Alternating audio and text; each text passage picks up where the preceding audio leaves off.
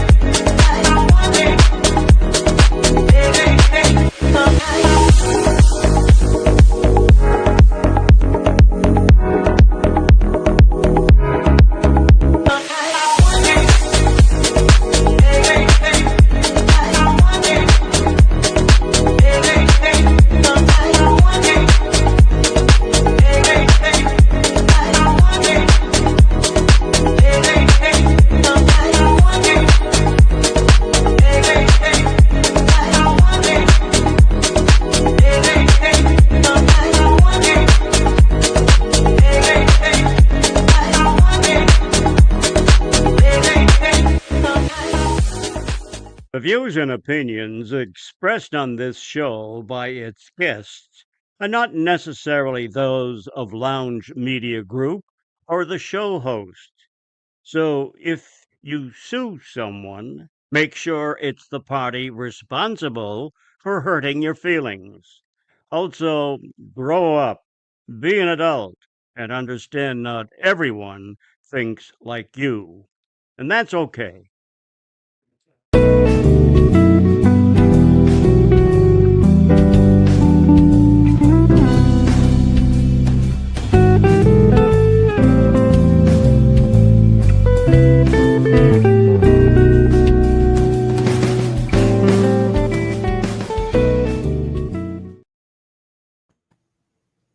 Ladies and gentlemen, welcome to the Logistics Lounge.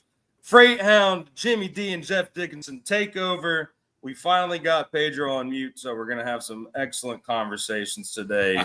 Thank you for tuning in. Gentlemen, how are we doing? Wonderful. Yeah, we are good. Awesome. Wonderful. Awesome. Well, how's your week's been? I ain't seen both of y'all in a long time, except for Jimmy this morning chirping at the Tennessee Volunteers. Hey, I didn't say anything off color. I just said Have you I'm been hoping practicing? my team does good. You've been practicing Rocky Top? Yeah, I was singing it in front of the mirror before I got on here. No, you weren't. You're right, Jeff. No, I wasn't. Good Lord. Never gonna happen. I will not sing that. I might cry in my beer, but I'm not gonna sing that song. I've been crying in my beer for the last 6 years now. Ever since Philip Fulmer. Whatever, man. Whatever. Tomorrow's a new day. I think It's gonna be good. a bad day for you guys. Hey, first SEC game for the both of us. So I'm excited for that. Some 100% correct. Actual football playing, man. I'm excited for it. But well, everything been good with you, man. Business rolling, rocking and rolling. You be ready for Atlanta? Yeah, man, been a steady month so far. I'm finally going to go on vacation here next week. Not that I really vacation because the computer goes and I keep working, but I'm going to get out of the office for a week. We'll put it that way.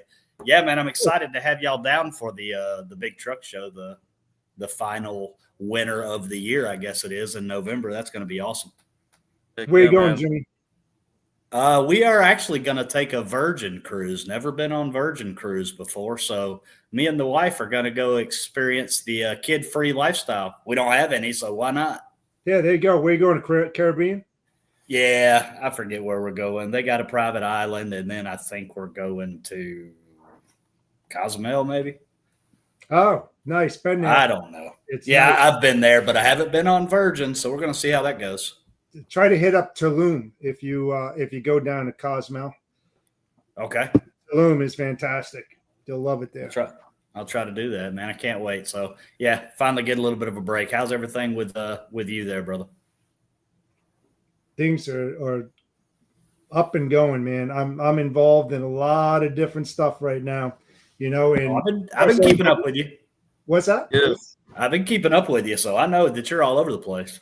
I'm more focused now, Jimmy, than ever before. And, you know, I'm going to miss podcasting because I gave it up. I can't do it. I need to be focused on some priority projects that I'm working on. Everybody knows what they are. And when I get locked and loaded, nothing can turn me away from it. And I've got some really excellent special things that are happening in a very, very near future that I'm totally excited for. So more to follow on that. I can't wait to see till it all starts rolling. I know the Freight Fraud Task Force, and I know DOT for dog tags. And I mean, man, I'm keeping up, brother. I know you got a lot of irons in the fire. Oh yeah, definitely all the way, and especially, you know, running my business, and I'm going to be all over the place and visiting a lot of prospects with my new partnership that I have with the Freight Fraud Task Force. It's something very strategic, unprecedented that nobody ever thought of, being that one of my partners is a very renowned transportation lawyer. And then I'm working with the fourth largest insurance company, USI Insurance Services. Again, they're the fourth largest commercial insurance service provider in the country at $2.8 billion. Cool. So we're going to be doing a lot of stuff, webinars. We're going to go to traffic club meetings, try to get to other summits besides the one that we're going to be running in March and April of next year called the Freight Fraud Summit.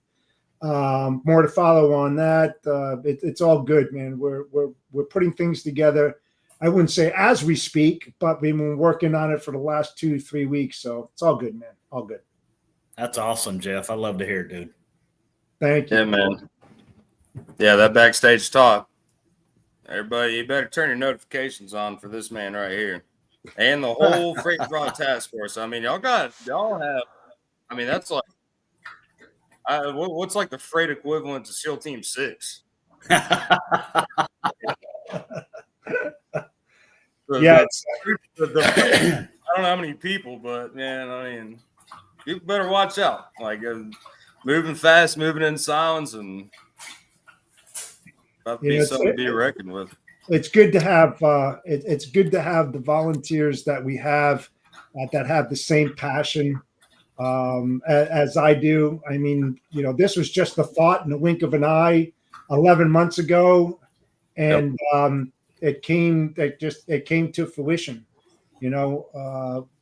One of your sponsors and myself, Dale Prax, and I just had a conversation, and I was like, yeah, but I didn't think about the strategic partnership until 4 weeks ago. And when, it's like when you sink your teeth into raw meat and you're a tiger, man, you don't want to let that go. And I'm the kind of person, if I get my foot in the door, I'm going to win. I'm going to win that deal. I am going to win that deal. And to bring those two entities together, like I said, unprecedented partnership. It's good.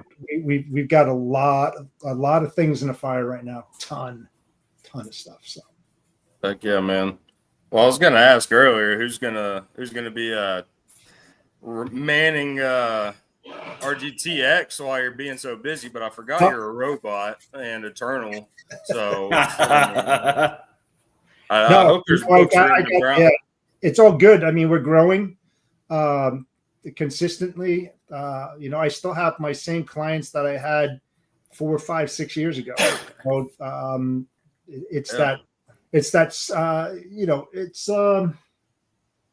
can I say it's service over profits and security over a lack of diligence, where people think about speed before diligence. And that's when they get caught with their pants down around their ankles. When they try to do things really, really fast and cut corners, that's when trouble happens. And I say it all the time. I'm not afraid to say it, but there's a lot of tools out there, a lot of great people doing the right things, but it's the after effect of the reaction to an issue. That's all over the place. A ton of overlap. I mean, everybody is very, proactive that way after an incident happens. But we're going after the source. And when I say that, with my years of experience, 37, 38, working for very large corporations on that side of the fence, there's no doubt about it on the globe that every fraud instances happens from a shipper. They're the initiator of the fraud. No matter which way you look at it, they do a phone call, they reach out to an asset, they reach out to a broker. There's a lot of missteps. Tools cannot write work instructions. Tools cannot write process improvement plans. There's many different missing pieces of the pie, and especially when you have brokers out there, 95% of them haven't even stepped into a warehouse or a distribution center. It's a fact. It's a fact. Yeah, I mean, it's a continuous problem, and you couldn't have said it better, man. It's morals over money, and even though as a broker I don't initiate the problem, but it is my job to try to catch it, even if the shipper's screwing up. So we all have to do our part, but it's always morals over money. Definitely, Jimmy. I mean, that's what it's all about. Speed kills. It really does. It will kill deals, especially when you have that last minute shipment and you get a call and it has to go, and you're like on the phone, you're making those phone calls or hitting your contents, and it's just you go for it, and you don't think about anything else except moving the damn freight. And the biggest question I has is, why is that a last minute shipment? What happened? Was it a forgetful vendor who forgot to add that to a load, and the load already took off, and now this is overflow and it has to go and it has to get there? when the same freight gets there, and so forth and so on. I mean, there's so many different issues that happen with that, but that's what you have to drill into. You know, it's I'm one of those believers, especially being a shipper at heart, is that you need to figure out why things are happening before you start jumping, you know, on the phone and start making phone calls. What's happening in your operations that are causing these deficiencies in operations? You know, it's correct. And as the guy catching the backlog, you can't afford to skip the steps just because the customer says it's a rush and it's got to go. If you have a process that's a 4 or 5 step process, you know, vetting your truck, whatever your case may be, follow every step. Don't just be like, I'm going to get it out the door and I'm going to go home. Just do it the right way. It's pretty simple. Do it the right way. I mean, you know, listen, it's a fact and it's a shame. And we've been in a cycle for 3 years now. Let's just call it a spade. Desperate people do desperate things in desperate times. So we've been in desperate times for 3 years now. You know, we have to put food on the table and pay insurance and car bills and payments and all that other kind of stuff. When an opportunity comes up, you don't want to miss out. And you're going to do whatever you possibly can to get that revenue stream in there and to move that freight, to put some, like I said, take care of all those things that you have to. But the real moral of the story, as you said, Jimmy, is that sometimes brokers just have to sit back, think about it for a second, and have the you know, the guts to say, no, I'm not going to do this because there's a high probability of X happening, Y, Z happening. You know, you don't always have to be a yes person. You know, that's where you're getting in trouble. Not all freight is good freight. You've heard that saying for years, you know, so it's all about what are you doing on the preventative side to stop something from possibly happening? Oh, it will never happen to me.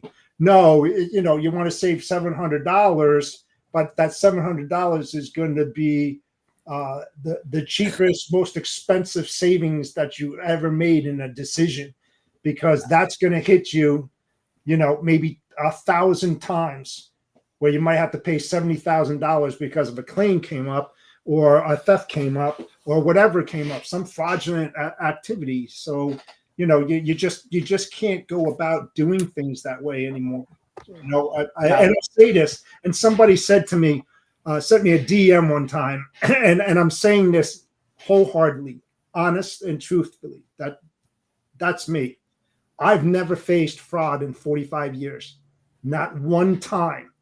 Because maybe I'm old school and I've gone with the evolution of logistics and I've used many different tools that a lot of other people haven't used, you know, all the way from the AS400, all the way through Oracle and SAP and Manhattan, and you just name it. I dabbled in all that kind of stuff, but I've also used common sense along the way. And there's big things that people missed out: how to collaborate right, how to build the right relationships, and have an ironclad handshake that carries on with you, where people respect you and you respect them. And that's how businesses, long-term businesses, are gained. You know, it's when you forget about all those things and you just go ahead and do your job, or you weren't trained right, it's going to smack you in the ass. And people say, it never happened to me, until a catastrophic event happens, Jimmy. And then when that happens, all of a sudden your mind changes. And then you start making adjustments. Up to that time, you know, and especially it won't happen to me, or they don't do pre-check inspections and everything. And unfortunately, a broker or a shipper or something like that, unfortunately, one of their family members gets killed by a truck because they had a steer tire that blew out because he did a pre-check inspection, which was bogus. And when he blew out his steer tire, he said he had 4 tenths of 32nd on his steer tire. And when the accident happened, belts were showing. So he never did that. He never changed that kind of stuff. Those are the kind of things that you just can't cut corners on, guys. You can't do that. But many do. It happens every day. You brought up the point I was about to bring up. I liken it to being a company driver versus an actual owner operator. The company driver, odds are, is paying less attention to your equipment than the guy who actually owns it. If you just think about the cost, if I'm sitting in my yard, I know I got a bad tire. I get one right there, a couple $100, I'm good. As soon as I leave, that tire blows. Well, chances are I might have an incident, which cost me a ton. But let's just say I got lucky. It's just the tire. The road call in the tire, now I'm going to be in at $600 for the same tire that could have cost me a couple hundred at home. Yes. And they don't think about it because it's not their money. It's not their stuff. Exactly. They don't, it's just a job. Give me my paycheck, you know. So you brought up my point for me. Yeah. I mean, drivers, unfortunately, listen, I respect drivers as much as they respect themselves. Plain and simple, right?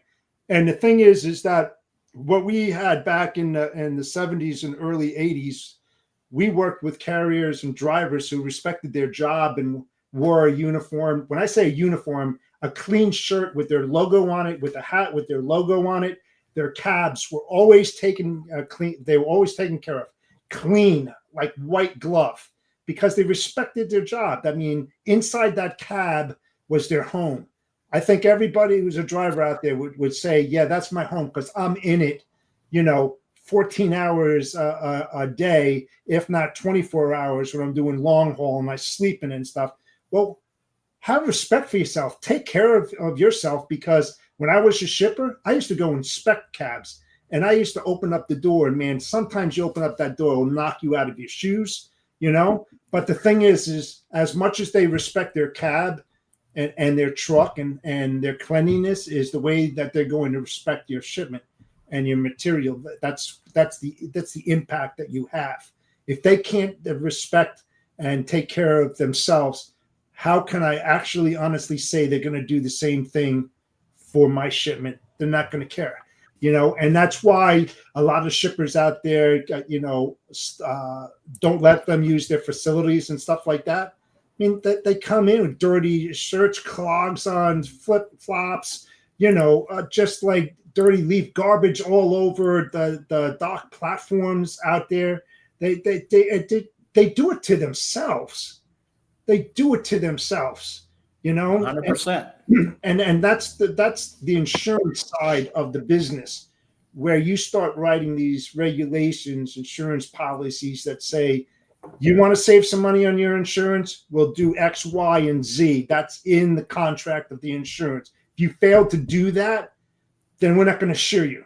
We're not going to insure you because, of this, that, and everything. I mean, there's so many things that we're working on, and especially on the legality side, by having a transportation lawyer working with us as well, he's going to talk about the real cases, and putting people in their places by telling them, do you know what the after effect is from cutting corners and trying to save money? In the long run, it's going to cost you a hell of a lot more money than what you think you're saving right now. It's going to hit you. You just don't know when. It's the odds when you work in logistics. Every day you can get blindsided in this business. You don't know when it's going to happen, but it's going to happen. That's 100% fact, brother. Hey, I'll be honest. This is pretty cool. I've never been to a truck show that's actually in like downtown. Yeah, I was about to. That's pretty cool. This is I think this is the unofficial AccuBid truck, because look, dude, look at the color scheme. Oh, that is awesome, brother. Hold on. Wait till you see the best part. Slap a sticker on see it the best part right there. There's the best part. Pedro, please ask them if they have shirts or stickers or something, dude. Yeah, get me a sticker, bro. I'll see if I have some stickers. I wasn't able to talk to him. I tried talking to him yesterday at the staging area, but he was Yeah, talk about a lounge truck collaboration right there. That thing is awesome. Yeah, bro. Oh. It's it. Oh, I thought that was one of those. On the back of it, lounge. Dude, so I'm gonna interview a guy tomorrow, Hunter. I'll walk back by his truck. Matter of fact, I'll go back up here so you can say hi to Scott Stillwell. Scott's here, but you had your head down so you couldn't see him. But there's this guy up here. He owns a KW, and his name is KW. That's his initials for what he goes by. And I was messing with him. I was like, "We're going to interview. Yeah. We're going to do an interview tomorrow." And I was like, "I'm going to introduce you as the guy. I'm going to introduce you as KW, the guy who likes Peterbilt, drives a KW, but really wants an international." He was like, "Man, I'm so." I've had a great time here, man. Like today, there was nobody here, Hunter. Like nobody but just all the drivers. So I was just walking around taking footage all day and man, cutting up with all these people, and it's been real fun, dude. And being down here in this historic thing, like I think it's this building right here to the left of me. But some of these buildings down here, man, they have plaques on the side of them that tell you what the building originally was. And you know, this is the oldest city in Texas, is what this is. So like, look, there's the old theater right there, man. Heck I can't believe they're letting those big trucks drive on those brick roads. That's awesome. Nacogdoches, Texas. Nacogdoches, Texas. Dude, look at those stoplights, though. Hold on. Pan back to that, Pedro. Yeah. The traffic lights. They're like, talk about a town that doesn't even. Downtown it is all like stop signs. They do have like stop lights and shit all throughout the rest of the city, but downtown it's all stoplight or stop signs. Is that Pedro cutting out? Or is that me? Yeah. That's Pedro cutting out. Yeah. You know where that doesn't happen? You're Tennessee. good. So far up in the mountains that we got all the service in the world. That does look cool, though. I like those old brick streets and. That's awesome, man. That'd be like going to Savannah and parking on the cobblestone. Yeah, dude, definitely. You know, Jimmy, that'd be a great idea for a truck show right there, right on River Street. It's so narrow. I don't know if you could do it, brother. Yeah, probably not. And it's a little bit. I really don't know. I don't think you. Yeah, you couldn't get in there and turn around and stuff like that. You most definitely couldn't have a trailer. That truck is badass. Pedro, stop and look at that truck. Cutting out so far, he's going to be 2 blocks down this. Yeah, that turner. Oh, I like that one right there. That looks like some. Which one? Yeah, tell me, I can hear you, man. Which truck? That's nice, right there. Yeah, that's clean. Yeah, that gray one right there. Oh, the little coffin sleeper on it. Look at that thing. Sweet. There's still more, dude. Like, I'm going to walk down the hill. Wait till I walk down the hill. Was this one you wanted to look at, Hunter? Look at that wheelbase, man. That thing is stretched. Pedro, what model was that? I am not sure. Could be a 359 or 79. Hey, excuse me. Is this any of y'all's truck? No. Thank you, guys. I got to bail out. Thanks for having me on. I did that. Yeah, Jimmy. Hey, and have a good weekend. Yeah, brother. Y'all do the same. Go Dogs. See you, Jeff. Take it easy, brother. See you, Josh. All right, hey, whoever wins, whoever wins, I'll take y'all to a brand spanking truck. Okay. All right, dude. See you later, brother. Have a good one. See you. All right, we got Josh in here. Josh, love the What's up, Hunter? Jeff, that was some wisdom right there, brother. Man, was that some wisdom. Hey, Josh, what's happening, brother? Check this thing out. Nice. It's actually a new truck dressed up to look like an old truck. Hey, Joe, you're really at the show, huh? Yeah, bro. Hell yeah. He's finally putting some boots on the ground. I love that, dude. I love when somebody actually works on their engine. Yeah, I'm going to interview. That's him back there. Dude, that's one of the biggest things we picked up from this year, at least like I did, because like you got a truck and the doors are shut and the hood's closed. Man, you want to see the art. Yeah, the underneath the hood though, man, the specs that go into it. One of the best trucks I saw was just clean as a whistle, and dude, everybody was complaining because the turbo was all rusted out, and people are like, "You don't understand. That thing is glowing red 90% of the time." I'm like, you gonna paint that? You're gonna freaking pay more for that paint job than you are for the daggum truck. I tell you what, there's nothing like a really good old cab over.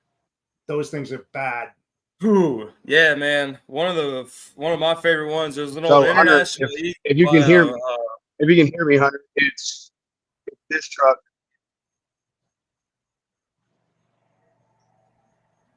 Which one? That one? A new set of tires on that sucker. Probably got some bull snot on there. Yeah, this one right here. Yeah. Is that an old FLD? No, it's a KW, a W9. Yeah. I don't know what year it is. Yeah, it's that's Kansas. Yeah, we need to give I'll some walk more. back over to Scott. I'm back. We need to give some more love for the freight shakers, man. That's a nice one right there too, man. Yeah, this great one. Yeah, look at that. There's an old 359 right there. Oh, I like that. Damn, that gives me a There's choppy. Scott. Say hi again, Scott, and I can hear you. What's up? How's it going, Hunter? What's up, brother? He said, "How's it going, Hunter?" dude? He said, "What up, dude?" I want to know We're live. why you are not here. He said, "Why?" Hey, tell him I want to know why he wasn't at the 3 shows I was at this summer. Oh, touche. He said, "I want to know why you weren't at the 3 shows I was just at this." He got you, Scott. I'll come holler at y'all later. Yeah, I was at Iowa 80. funny. That's a That's good one to funny, go to. That Top Gun large car shootout at the old Rantoul Air Force Base up there in Illinois. Check out some massive turbos, man. There we go. I'm live on my show, guys. Looks like a 90. Yeah, look there. That's There you sweet. go. Texas truck market. Heck yeah. That's cool. I haven't seen Yeah. any turbo stands at any of the shows I've been to here lately. And here's Van's East Texas distributor. Oh, there's the Snows. Daniel and Phyllis. Say hi to the lounge, guys. Yeah. Hey, tell him Hunter said hello. Hunter said hello. Where y'all going to? Getting some dinner? I saw that place earlier. My wife and I was checking it out. Y'all eat there. Let me know how it is. That one in Mexico, Hispanic place again. Poppy or Pappy's or whatever. Yeah, just not today, huh? Yeah, Jeff, those doing. are some very iconic drivers for Bennett, but they also share a very good testimony, which I appreciate a lot. They hand out little books to kids to learn the gospel, and they also got a really, really cool freaking. Oh, we're gonna walk down there. We're gonna walk down there. Man. I said that this is just the what's it called the top part. Yeah, that's one thing I missed out on last time, man. I didn't get a chance to talk to him at semi-casual, but we got full access to get inside the sleeper and everything. I'd like to do. That's what we'll do. There's Lombard. Lombard, say what's up to the lounge. Oh, what's up, lounge? What's the good word? He said, "What's a good word, Hunter?" Man, living the dream, baby. He said, "How many parking spots you up to?" We've got 2,787 Yeah. locations nationwide, plus Alaska. Plus Alaska. Right. I know. I was commenting on whoever's post it was. I was like, "Yeah, I bet you guys are beating the door down to see who's going to take the trip to Hawaii to get the first spot." You're gonna call me? Hey, Yeah. Pedro. You'll surf the whole way there. Pedro, tell them they need to call the drayage What? so we can figure out how to get trucks over the ocean. They need. We'll get them a spot in Hawaii. Hey, Lombard. Hunter said he wants to get you on drayage junkies so we can talk about getting truck parking on ships on the ocean. Dude, ferry park. Ferry parking. Ferries. There you go. There you go, bro. He's already had the solution. There you go. Hey, check this out. Look, we're gonna go over here. So, hey, check this out. This their fire department here is downtown. Is in this historic building. And these guys, when they were pulling all the trucks in this morning, these guys pulled all their trucks out and were making all kinds of noise with the other trucks. Live on my show, guys. Sorry, I'm just showing everyone. Yeah, don't get kicked out. That's cool, bro. This is where I was this morning when I saw that footage right here. Is you seen old Joe Elridge there? There you go. Yeah, I saw. Hey, we're gonna do an interview later. The Joe and Joe show. It's Truck Show Joe and Photo Joe, and we don't know what Joe knows what about what Joe, but we know we're gonna do it. Dude, that's genius. Joe had this whole thing. He came up with it early. The original The cameraman Joe and Joe show. I'm serious. He came up with Dude, it early. come on, man. Joe. No, Photo Joe. Photo Joe. Yes, Joe. Yeah, I can't pronounce his last name, but yes. Yeah, no, he's the homie. He kept getting some funny shots of me at semi-casual. He's the man. He takes some really badass shots. Yeah. Here, I'm gonna put you guys down so I can wipe So my head how with my far? towel real quick. Y'all. Yeah, bro, turn the camera around. Let's see what you looking like, dog. Get out there like you're a news guy. This is what I'm talking about, man. We need to get like a way to have ears, and then you can be out there with a microphone. Yeah, I thought about that. Live time. That's what I was talking to Nate Johnson about when we were at Iowa 80. Because it's hard to go live, and then like I guess you can share headphones, but it's kind of gross at the same time. I don't know how people clean their ears. Yeah, exactly. And I don't know how much I clean my ears. I don't want to give an ear. I don't want to know. My dog licks my ears, and that's the bad Right for the day. I was about to say, I thought you were going to say something else. No, that's Watch the out, lady Jeff. that like This might be your fucking last Taylor's- podcast ever. She said, "What are you doing?"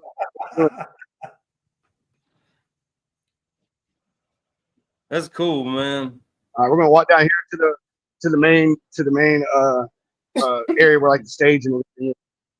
I can't believe Tex Crowley, the king of Texas truck photography, is not at this show. Oh, there's your cab over, Jeff. Was that old Ford? Beautiful. Nice. Damn, Ford. Yeah, most of these are working trucks, man. We're gonna say hi to David and Polly with Bennett too. They're down here, and Tony's down here too. We'll say what's up to Tony. Got to get them on the show. At least David. All right, we'll do David an interview. David's cool, man. Yeah, David's cool. He had me just sign some random person's birthday card from the lounge. Like he was like, hey, Pedro, sign this. I was like, who is this for? He was like, so and so's wife. I was like, I don't know them. He was like, it doesn't matter. They don't know you either. But the more names, the better. Sign it from the logistics lounge, and he handed me a pen. I don't know if I ever told him this, man, but that race car they sponsor for Bennett. I went to school with that kid from elementary all the way up to high school. Austin Hill.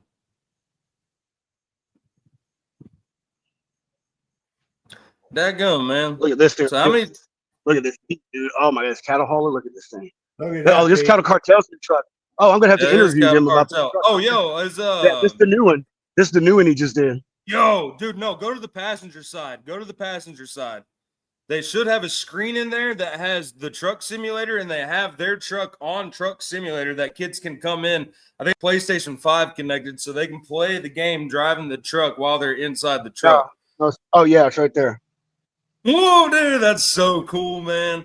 Yeah, and I'll interview. Look at the speakers too. Look at the speakers too. Look at the speakers inside of there. So they, so those, so you know how they usually have the rings around the speakers that have the LED lights. Mm-hmm. They worked with the manufacturer of the speakers. They're marine speakers, like for boats. And they literally got them like patented through that speaker manufacturer to have lights within the speaker itself. It's called Lonesome Dove. Yeah, I'm wearing my cartel shirt right now, dude. Yeah, those cats. I know they catch a lot of flack, but I don't care what anybody says, man. They build some of the most unique, beautiful trucks of all time. Even if they buy some of them out. Dude, what's up? Pedro from the Logistics Lounge. I know you don't remember me. We met at Large Cars and Guitars. No? Oh well. I follow you, I promise.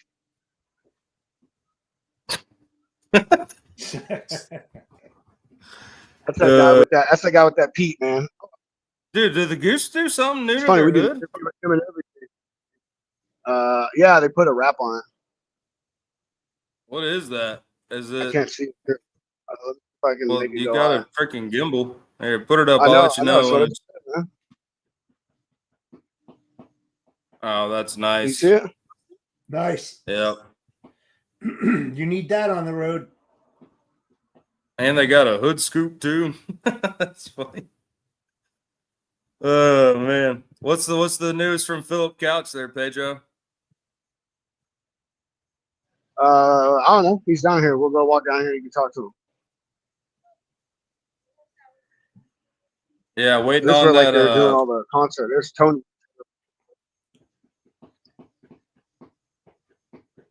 Is Charles there? No, I think that's Tony right there. Heck yeah. We'll holler at him. Oh, it's Tony, Evan, and Levi. Van Brown, if you are on the internet right now, brother, I'll send you a link. Just let me know where.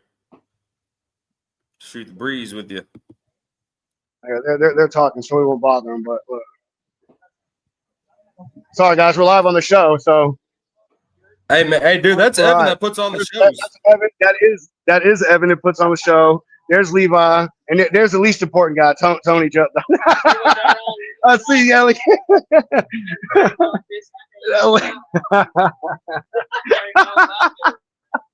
Oh man, I'll let you guys get back to shooting the shit, man.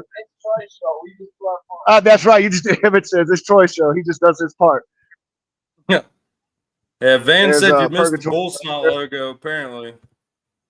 No. Hey, tell Van I saw his East Texas distributor, Shane. I just met him. We just walked by the booth like 10 minutes ago. I'm trying to get him on here. Lucky. He's at like a car event. Oh yeah, that's right. And Hunter, I finally met Rico, the owner of Little Blue. Did you, dude? Tell him the Freyhound said what's up, man. I missed him at the last show. He was up hanging out with Dominguez Ironworks up there top of the hill. But Photo Joe introduced me to him. And, oh no, never mind. There he is right now. Shit, maybe there was two up there. Oh, there's White Girl, dude. Yeah, so I'm gonna do an interview with favorite trucks, man. That thing is. You still working on it, Rico? We're live on the show, Rico. Hi guys. He said, "Hi guys, what's up?" Yeah, Tom the Hound says, "What's up, dude?" Everybody said, "What's up, Rico?" You gonna be in Atlanta? Yes, oh, we will see you there. But I'm gonna see you tomorrow. I'm gonna come interview tomorrow once you're done finish polishing and getting it shined up, man. Have a good one, brother. I know we'll be. Dude, this truck is legendary right here. You talking about the Freightliner, man? That's a Freightliner right there. I know, dude. The classic blue on black. It is beautiful. Yeah, man. Look at that! Look at that! That chopped cab, man. I think we'll be seeing another one of those. Look, bro, it's a working truck. Look, fridge, microwave. Oh yeah, you got that Photo Joe sticker in there, man. Yeah, look, dude, look at this crane, bro. Like you could see this flag across the entire city. It is on top of this thing. This truck's called College Fun. College Fun. This kid must be old tanker yanker.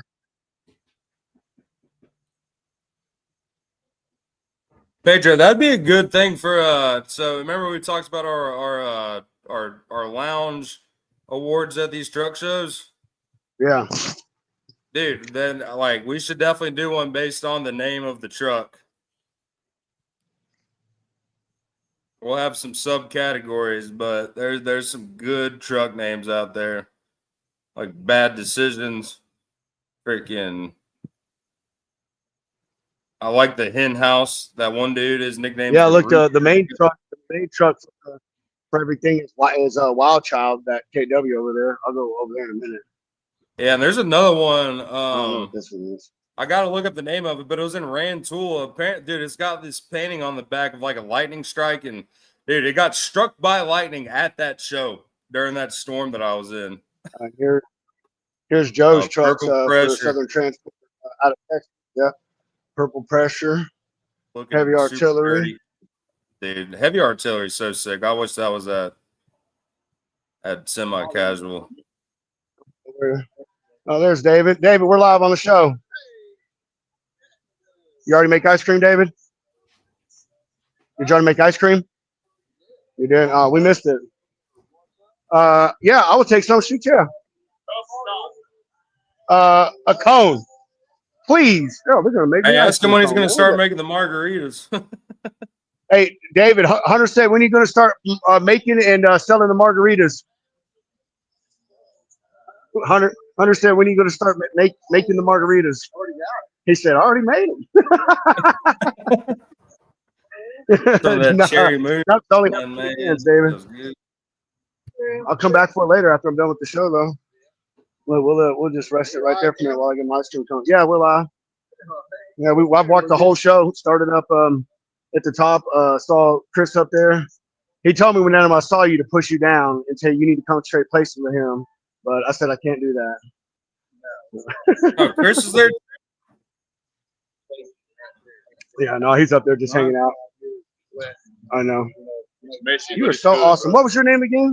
Wendell. That's what I thought. That's what I thought. Robert, sir. Everybody calls me Pedro, though. Awesome. Look at that. That's a hard work, man. These are hard work. Pedro out there making all the friends there, Jeff. You see it? Yeah. Mm-hmm. Jeff, what's your dream truck, brother? I mean, see, look, homemade ice cream by Bennett truck right there. Bennett truck right there. Look at that. There you go. By that man, right there. And look at this, Jeff. Look where he makes it. Oh yeah, one of the what do they call that engine? Steam. Hunter said, "What do they call this engine, David?" Like a pop snap or something like that. It's a John Deere 1 horsepower what? Johnny Popper. Johnny Popper. That's what he calls it. Oh Lord, we got Anthony Impavito in the house. You sure do. How are you guys doing? Doing good, man. Oh, We're Margarita let his balls makes off. ice cream and margaritas. Oh, he does. There you go. Let's go. I showed up right at the right time. Heck yeah. You're a good man. You're a good man. Thank you. Hey, tell David that Van Brown said it's a hit and miss engine. Van said to tell you that's called a hit and miss engine. he says, boy, he was George. That's what I'm saying. You guys are brutal. Y'all want to start it? Y'all want him to start it? Yeah, fire it up. Yeah, Fire it up. let the people know.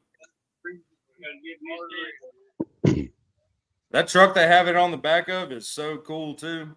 And Yeah, I'll he's got a show little that. wagon that he pulls behind a little cooler golf cart thing.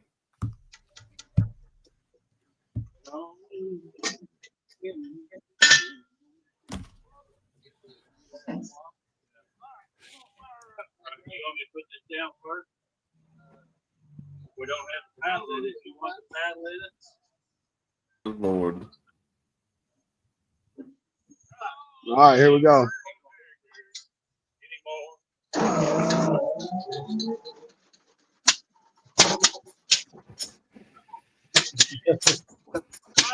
Look at that, man. Ain't that cool, man? Look. Look, and there it goes. Mixing margaritas. Mixing the margaritas. Oh, that is cool. That's neat. Oh, man. I'm still going to come back for a margarita game in a little bit. I am, though. That is the most hillbilly margarita maker I ever saw. Yeah, I saw that truck. That's the first time I saw it. Was a Yeah, that's cool. Thank you, David. Man. I'll be back here in a little bit. He's got a smaller version of one too. Hey, Look, this lady heard margaritas and she came to get one. Pedro, does he have his cooler cart there? Oh yeah, the cooler cart's right there. Yeah, so he pulls one of those, the smaller version, but the cooler cart. The first time I ever met him, he had some ice cream and some moonshine. Mixed them all together. So good. That's a mix. Yeah, that truck too, Pedro. What's that truck that he's got? I don't know. He's talking to that lady. I don't know if back there. All right. I think it says right here. It's a 1959 867 Mac. It sits on a C10 Chevy chassis. So cool. That is. There's Brady. Braden here is Hey, turn remember around. Braden with Hey, the what? back? Yeah, turn around. Pedro, turn around. Turn around. Turn around. Turn around a little bit more. Yeah, that's right there. Right there. Oh yeah, Jeff likes heavy artillery. Go show that puppy Oh, off. yeah, man. Look at that thing. That's nice. This one is, I think it's a 07 Peterbilt, I think. That's nice. Yeah, that is nice. Joe That has is it unlocked. really nice. Oh, Got yeah. like those 8-inch stacks on there. Oh, yeah. Wow. I'm only opening this truck because I know this guy, so I don't think I'm breaking into someone's stuff. It's like sitting on someone's Harley. Oh, that's beautiful. Look at these stacks. I think these are 10-inch or 12-inch. I think they're 10-inch. Are they 10 10-inch. inch? I thought they were 8-inch, but No, these are bigger than 8-inch. oh no, I Because was whatever he thinking said, about when we talked to Roadworks. Never mind. Look at that triaxle in the back. Nice. yeah, these both are worker trucks. This truck right here goes all over the place. Purple pressure. Hey, Van Brown says, miss you guys. Was at Bristol Motor Speedway last night and we'll be at the $1 Million Challenge drag race Sunday and Monday. We'll miss you He too, said, go see. Bam. Huh? Yeah. We miss you, Van. I'm gonna give you the people's elbow next time I see you in Atlanta. I promise that. But yeah, he said go give Shane some shit. Oh yeah, I will. I'm gonna interview him tomorrow, Van. And I'm gonna interview these guys too. I'm live on my show, guys. This is Junior right here, and this Man, big Sasquatch motherfucker. This is Travis. I bet these two guys. Hey, did y'all go to that brewery? No, y'all got to check it out tonight. I'm telling you, it's got good food, man. Yeah, really good. Hey, y'all gonna be here in the morning? All right, like 8 o'clock, 9ish. What time? Okay, well, I'm gonna be doing the interviews in the morning when it's cooler outside, man. You know what I mean? So cool. All right. I'll see you guys in the morning. Look at this beautiful KW they got. that's sweet. Nice guys. Y'all both from New Orleans? Yeah, from New Orleans down there. Look at that thing, man. I love the color on this dude, like this pastel kind of metal flake blue. I don't even know what you call it, a mint blue. It's so freaking The front of that truck, that was like a mirror when you walked past. I know, dude. I know, right? Yeah. Thing's disgusting. Bro, these trucks are so clean, man. Anthony, you got to get to some of these shows, dude. Your mind will be I know. blown. Like, and they're And here's working Colby. trucks. This is the craziest Colby part, at man. at the Texas Trucking Show. This is a 2011 Peterbilt that he redid. He does diesel repair. We're live on the show, Colby. What's up, brother? How you doing, man? Yeah. Still polishing it down? I do got my hands full. I know. Ice cream home. Did you get some earlier? Yeah. I know. He's got margaritas now. What's all them extra doors there on the side? Is that No, he's got it's all his tools, man. toolbox? He does diesel built in? repair. Yeah, he does diesel repair. And there's Nice. Braden. Oh, What's up, Braden? okay. I was out. I'm all right, brother. We're live. How's your shoulder, man?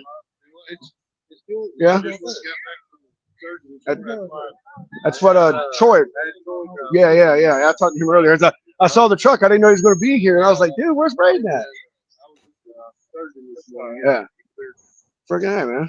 You gonna be around tomorrow? Yeah, I'll be around till probably 3. I'll come holler at you in the morning. I'm gonna do interviews with a lot of pretty much the whole yard here if I can. So Hey, you fellas, hold it down for 2 seconds. I gotta let this dog out. yeah. And we got a good spot. I know, right? That's all we need. I'll talk to you later, man.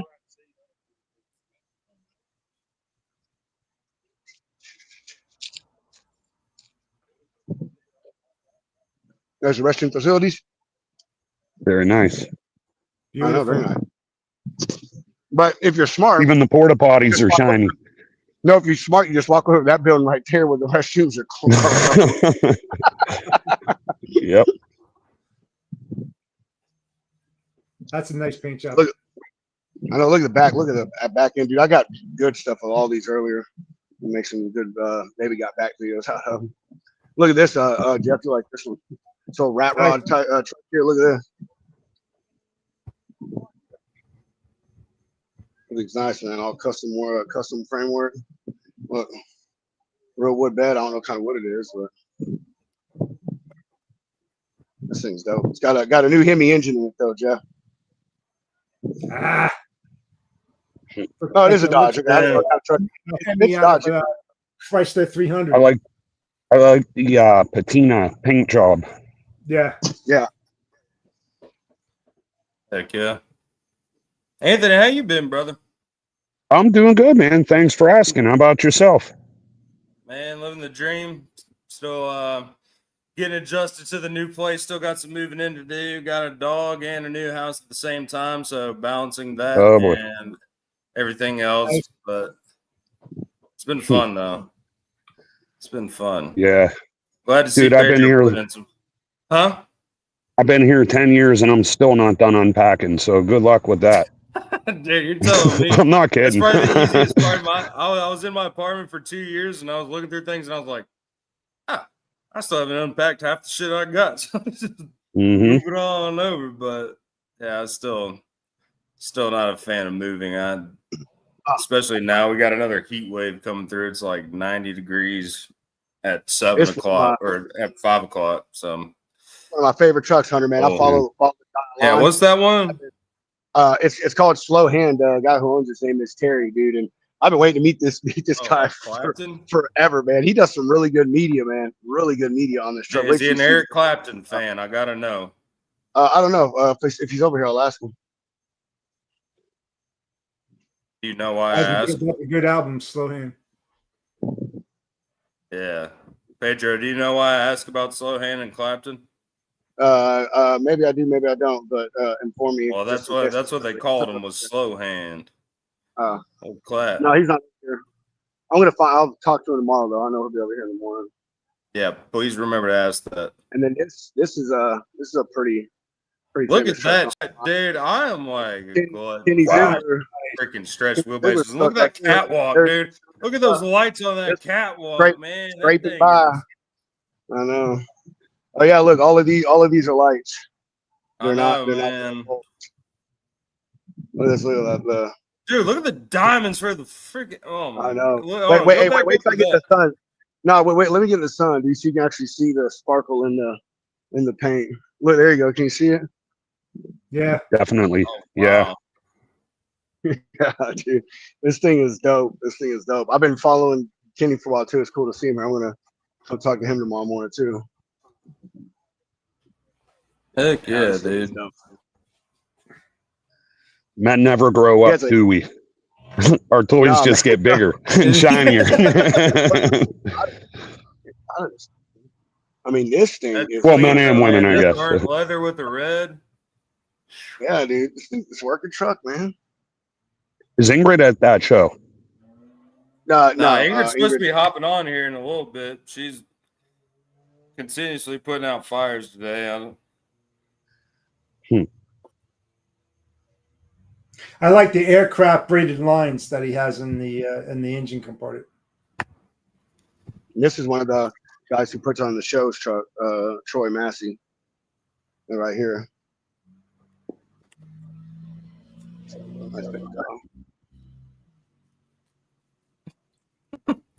The man's got about 8 inches of visibility.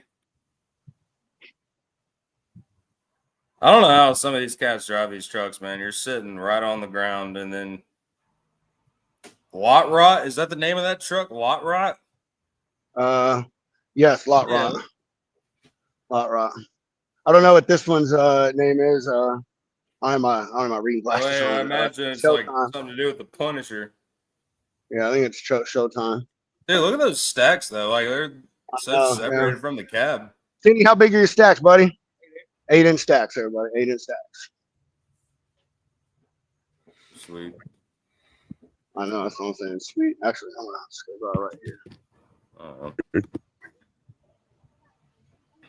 Anthony back with us? Nope. Pedro's getting in the miles today. Oh yeah, dude. I think I've well done my 10,000. Oh, dude, that's one of the things I was telling Pedro about this summer. Jeff is like, you don't need a gym membership when you go to truck shows. No, not at all. Between the heat and the sweat. Love them. Look at that cab over right there. Yeah, good looking K-Dub. That is sick, dude. That's nice. See, that's if I had a cab over, I'd need one of those taller cabs though, or one of the sleeper cabs. I don't know how people just that's like a prison cell in some of those cab overs I've walked into or climbed into. Oh, there it is, Old Testament. I think Philip is back there hanging out. Like that truck right now, man. Definitely all the way. Nice. Yeah, oh, yeah. It's this Dude, is Jeff, you don't know something crazy about this truck? How much do you think he's put into there? How much? Yeah. I would say 300.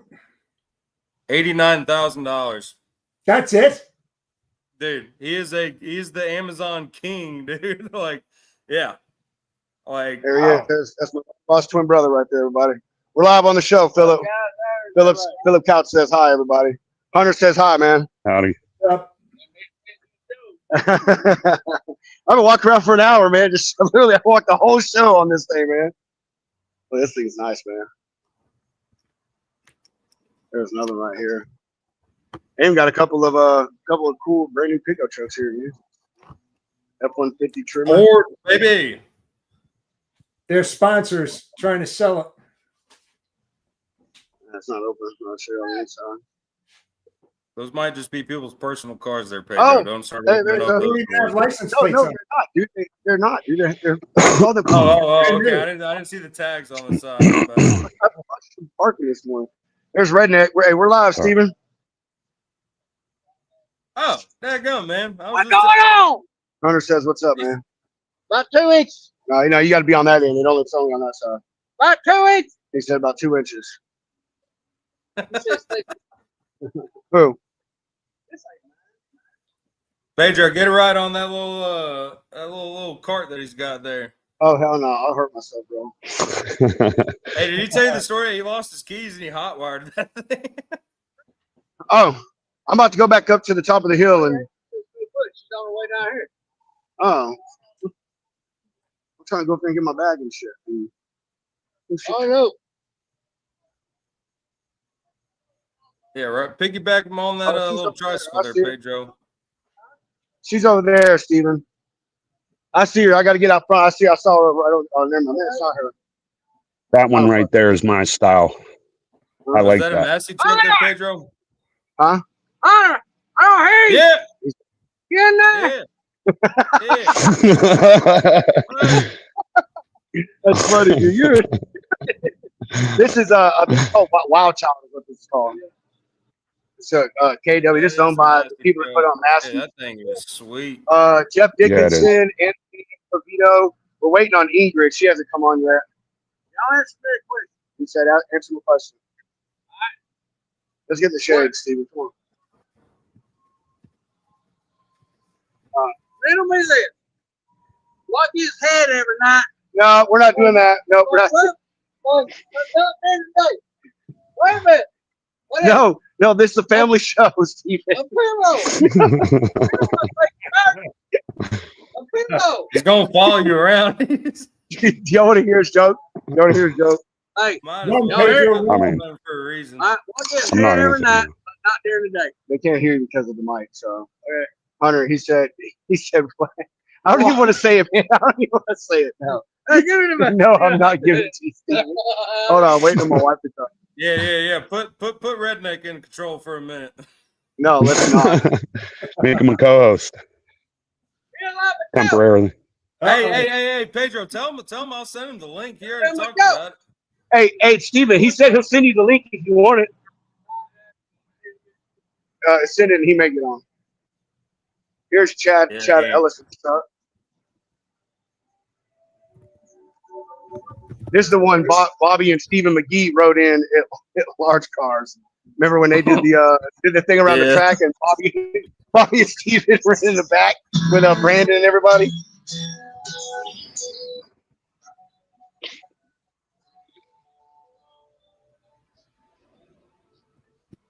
Sound of the Silence. That's what it's called. This thing is dope, man. Hey guys, I gotta take off.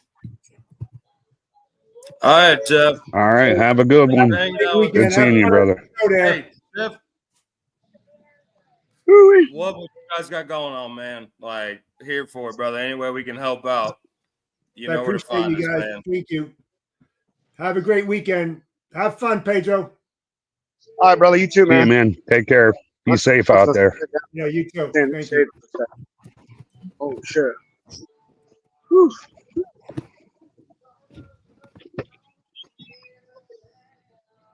Taking you guys on a quick walk.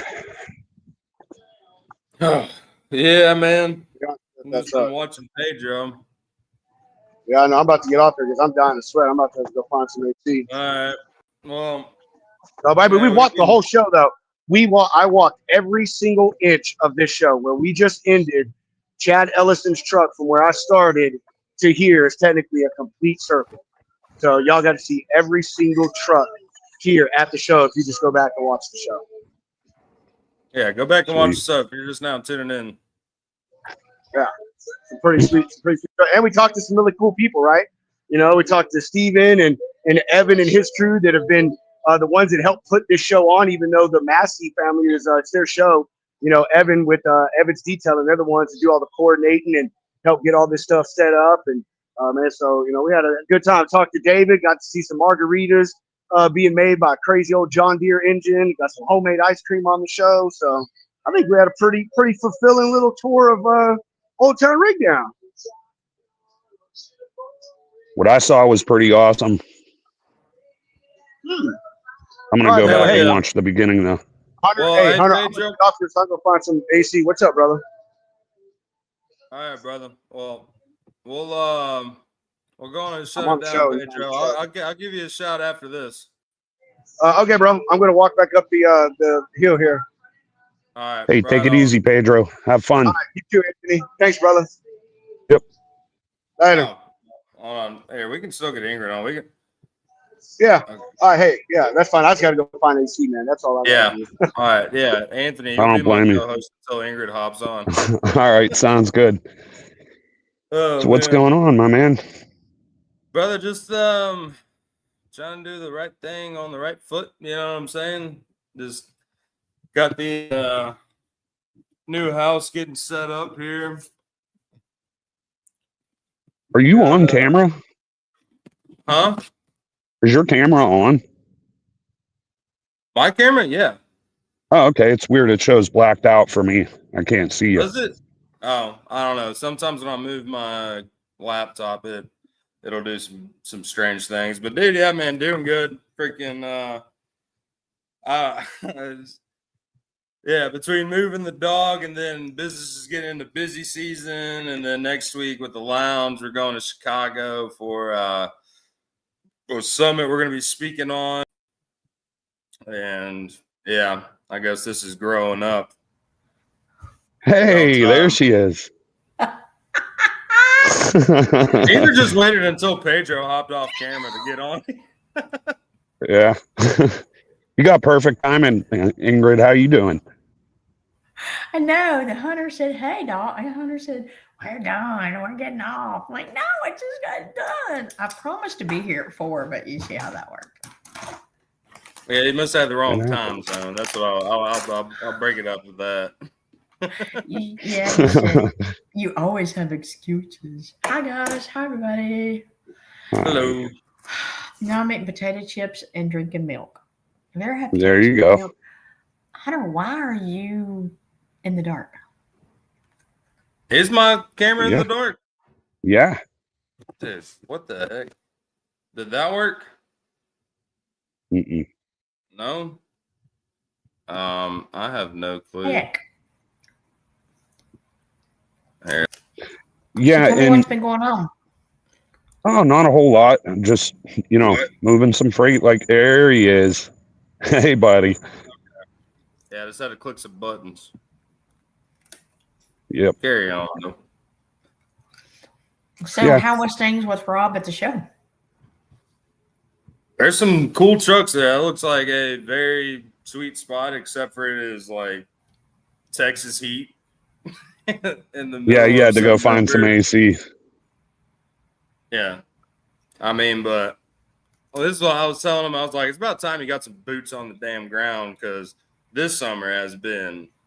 I swear, I should have lost more weight. Like, but it has been 100-some degrees with 100% humidity and the rain and storms and all that jazz. But hey, he's doing good. He's got this one, and then we're going to Chicago next week for his summit. I was just telling Anthony, and then he's going to Dragging and Pulling in the Pines in Texas. And then do you know if Mayberry is still going on, Ingrid? Mm-hmm. It is? Yep. Are you going?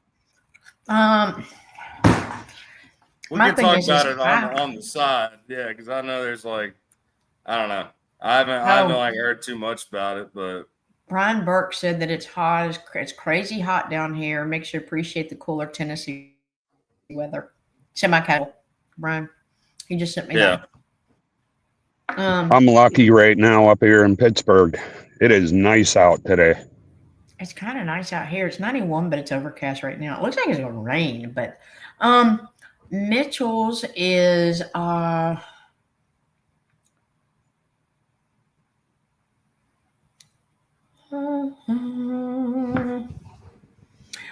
3rd and 4th. And see, I have to leave next. I wanted to go to Wilkins, which is next weekend, and in Oklahoma, Toka. How are you saying it? Sorry, Wilkins, Bruce. Sorry about that. I wanted to go there, but I have to be down at Denton at the Peterbilt plant next Monday. They'll take my truck in, the tractor in Tuesday, and they'll be detailing it. And then I put it on display, and I'm their keynote speaker for their Women's Leadership Summit this year. Awesome.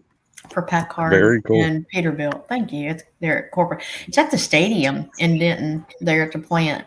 But I'll be at the plant on Tuesday. And then from there, I go to Vegas, and from there to the national finals. So I needed some time in between. And I'm getting old. I need time in between.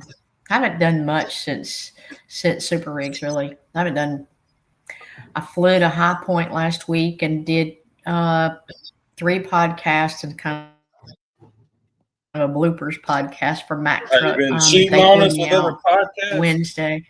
Have you been seeing other podcasts? I cheated other podcasts. This is pretty cool. Oh, I got to show you something. Hang on. Hunter, she is the most low-key famous person I've ever met. That's a good dog right there. No, What this you got is a in the good cup? dog. This is a good dog. You ready? Are you ready? We're ready. Yeah. Yeah. Ooh. Oh! I have That's my a own shiny Mack one. truck, and it says Beyond the Bulldog 2025. There's only 20 of these made. That they is gave me really that cool. for doing their podcasts and all that stuff. And it was they were just amazing last week. They flew me over on Wednesday morning. So we filmed Wednesday afternoon and went to dinner with a couple that I know, her and her husband that works at Volvo. And then we filmed all day Thursday and left Thursday night. And yeah, I got my own little bulldog. That is very cool. Hunter looks like he's. Where are you going to put it? It's on Right my on your desk desk? right now. Yeah. Yeah. I'd be torn between put it on the desk or put it on the mantle. Well, I'll have a mantle here. Okay. Decision's Figured easy. out I can't go outside. I got to go home for long. What are you talking about? What are you talking about? I Hunter? was just trying to walk outside. Me? I was trying to walk outside with my laptop and enjoy the crisp Tennessee evening, but can't do that because my internet's shut out. So I Oh, lost geez. the whole show for a minute. Nice house, by the way. Huh? Nice house, by the way. Thank you. Very nice. Very nice. Yeah. 1972 condo. Here, I'll go give you a tour. Here's the There's my Jack Daniels barrel and my Bobcat, and then Nice. got the living room with Very some nice. vaulted ceilings. That's There's cool. my Billy Strings poster right here from the Ryman. Love He it. played with Bob Weir from the Grateful Oh, Dead. yes. And then, Mhm. yeah, got all my pictures and stuff right over here. Kitchen. And then, Yeah, second nice living kitchen room. too. This is where I'm going to put all my vinyl and stuff. Yeah. And then, Nice. here we go. So I'll walk into this area. And then here's where Uh-oh. He walked too far, didn't he? He did. The internet froze. and then you lost me, didn't you? Yeah, we did. We didn't want to break We it to did. you though. Hurt your feelings. Well, I wouldn't have heard it either way.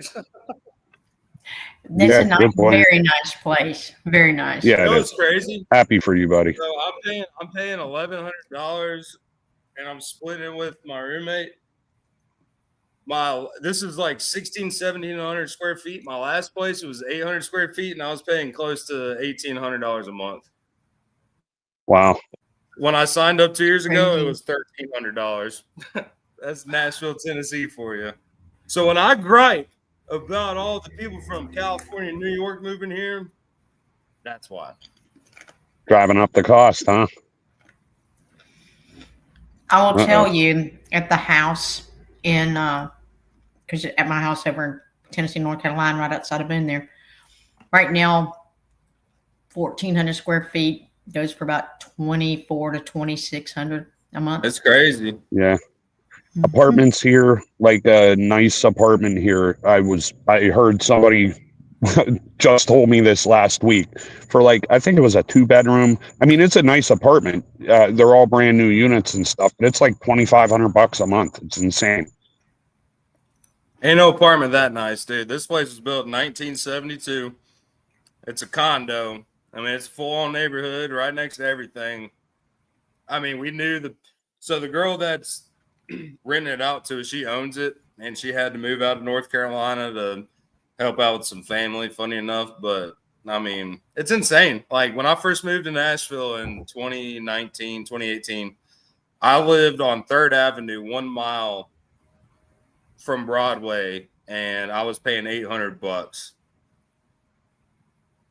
It's nuts what Yeah. it's gone Granted, to. I lived in like a closet, compared to like what this is, but What that is. you go down there now, it's like you're gonna be paying like I've seen. Look, when I was looking for places to live in, I saw houses for rent that were like $20,000 a month.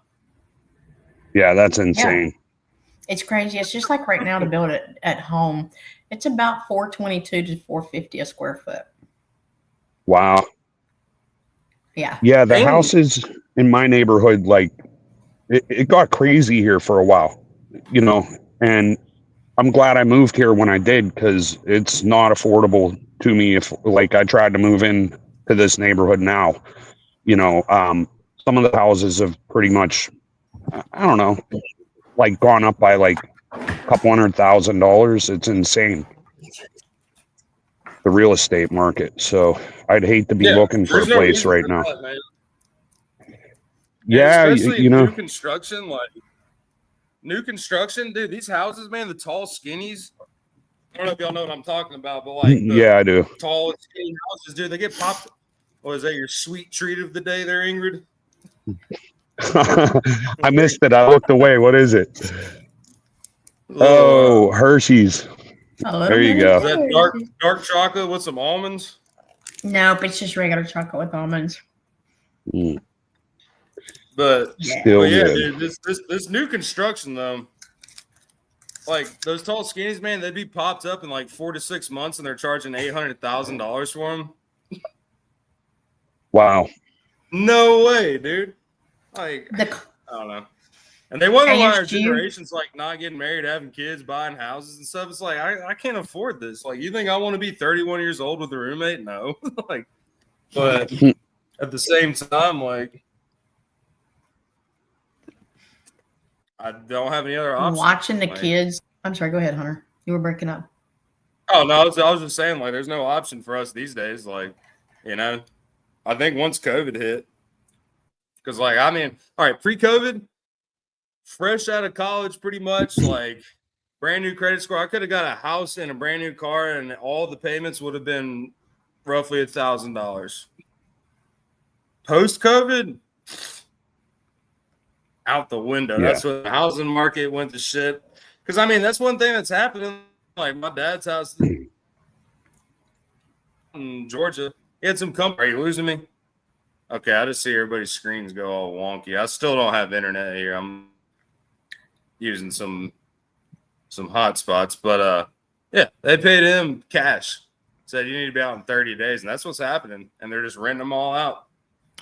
Well, you know, because Appalachian State's at home, and student at the university so much that now there's one developer that's putting in double wides, 4-bedroom double wides, and each bedroom is rented out at $1,000 a piece. And he's That's insane. He's building like 38, 40 of these dead wides and adding them out into the county further out, $1,000 a piece. Well, and That's Hunter, nuts. When I was going to college, like $350 a month was insane for me. You know, because like you're going to school, there's a limited amount of jobs at these college campuses, and not everybody's got daddy's money. Like it's insane. And then if you got student loans, you get like that extra bit, but that's not going to cover those costs. $1,000 for a room in a quad trailer. Yeah, that means you're sharing a bathroom. That means you're sharing a kitchen and a refrigerator. And yeah, it's crazy. My sister, when she lived in New York, and this is like, 25 years ago or something like that, you know, I think she was paying like $2,000 or $3,000 a month with a roommate, you know, and they had like a tiny little apartment. And I just can't imagine paying that. But Hunter, I'll throw this out at you because, you know, at some point, if and when you do get married and have kids, then you got to consider what school district you're in, you know. And my dad always taught me the best method is buy the most affordable house in the nicest neighborhood that you can afford. Don't go for the nicest house. You know, you never want to buy the nicest house in a neighborhood because when it crashes, you're going to lose the most. Well, dude, I can give a shit about keeping up with the Joneses. Like, I've always had this philosophy, like a big house just means more cleaning. I'd rather have a smaller house with land. And then I can do more cool shit. But also, like, yeah, the education's the biggest thing. But also, man, like, and I never thought I'd ever say this, but shit, like, if it comes down to it here in a few years and things aren't different, like, I wouldn't put it past homeschooling.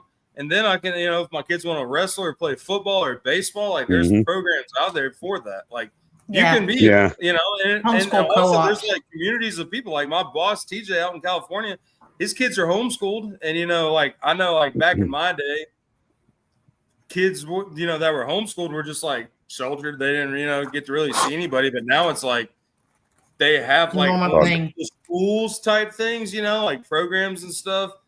What's going on? We did. Or Delina. We did homeschool for a little while. Yeah. Oh, that's Delana. She's a friend of mine from LinkedIn. Sorry. No, that's cool. Yeah. So we homeschooled, me and my ex-wife, actually homeschooled for a year. But I don't know, man. You know, where I live, it's kind of a odd mix because where I'm sitting was a farm 30 years ago. And it was an orchard here. And there were two old guys, they were brothers, and they owned the farm, and a developer came in. But it's like, here, I'll show you. I mean, that's a field over there. So I'm kind of in the You're in a good spot. Outer suburbs. Yeah, I'm in a good spot, but you know, I kind of lucked out and right time, right place. You know, got a good deal on a house in a nice neighborhood. My parents live 2 streets over. So guess where I eat dinner a lot of times? Worst guy right here. You know, but yeah, my mom and grandma live within 10 minutes of me now. But that's but that's great. When I first got divorced, though, I fought hard to stay here, man. You know, going through divorce, it's expensive. I had a business that I lost. You know, long story, but it was, due to government policies. I had a business running title in the real estate industry, and I ran refinance reports. I learned how to run title when I was a landman in oil and gas, so that was a cakewalk. And I started a side hustle, which turned into my business. But when they started jacking up the interest rates, and that makes the home buying experience even more expensive, but people don't refinance their mortgages when the rates are going up. And it killed off my business within a year, and I came back into logistics, so definitely an interesting transition, but I fought hard to stay here, and when you go through that, it's like your kids deal with enough. You don't want them to have to move or, have any other changes that are unnecessary in their lives. Right. So Good on you for that. Absolutely. Like, yeah, change for a child is hard. I mean, I went through that. I was born in McDonough, Georgia. Same type situation. It seems like you're living in, Anthony. McDonough, Georgia, Henry County. Dude, in 1993, it was nothing but farmlands. Like, dude, it was crazy. Like, there was like a gas station and a stoplight. Now, I don't know if it still is, but a couple years ago, it was the fastest growing city in the entire state of Georgia.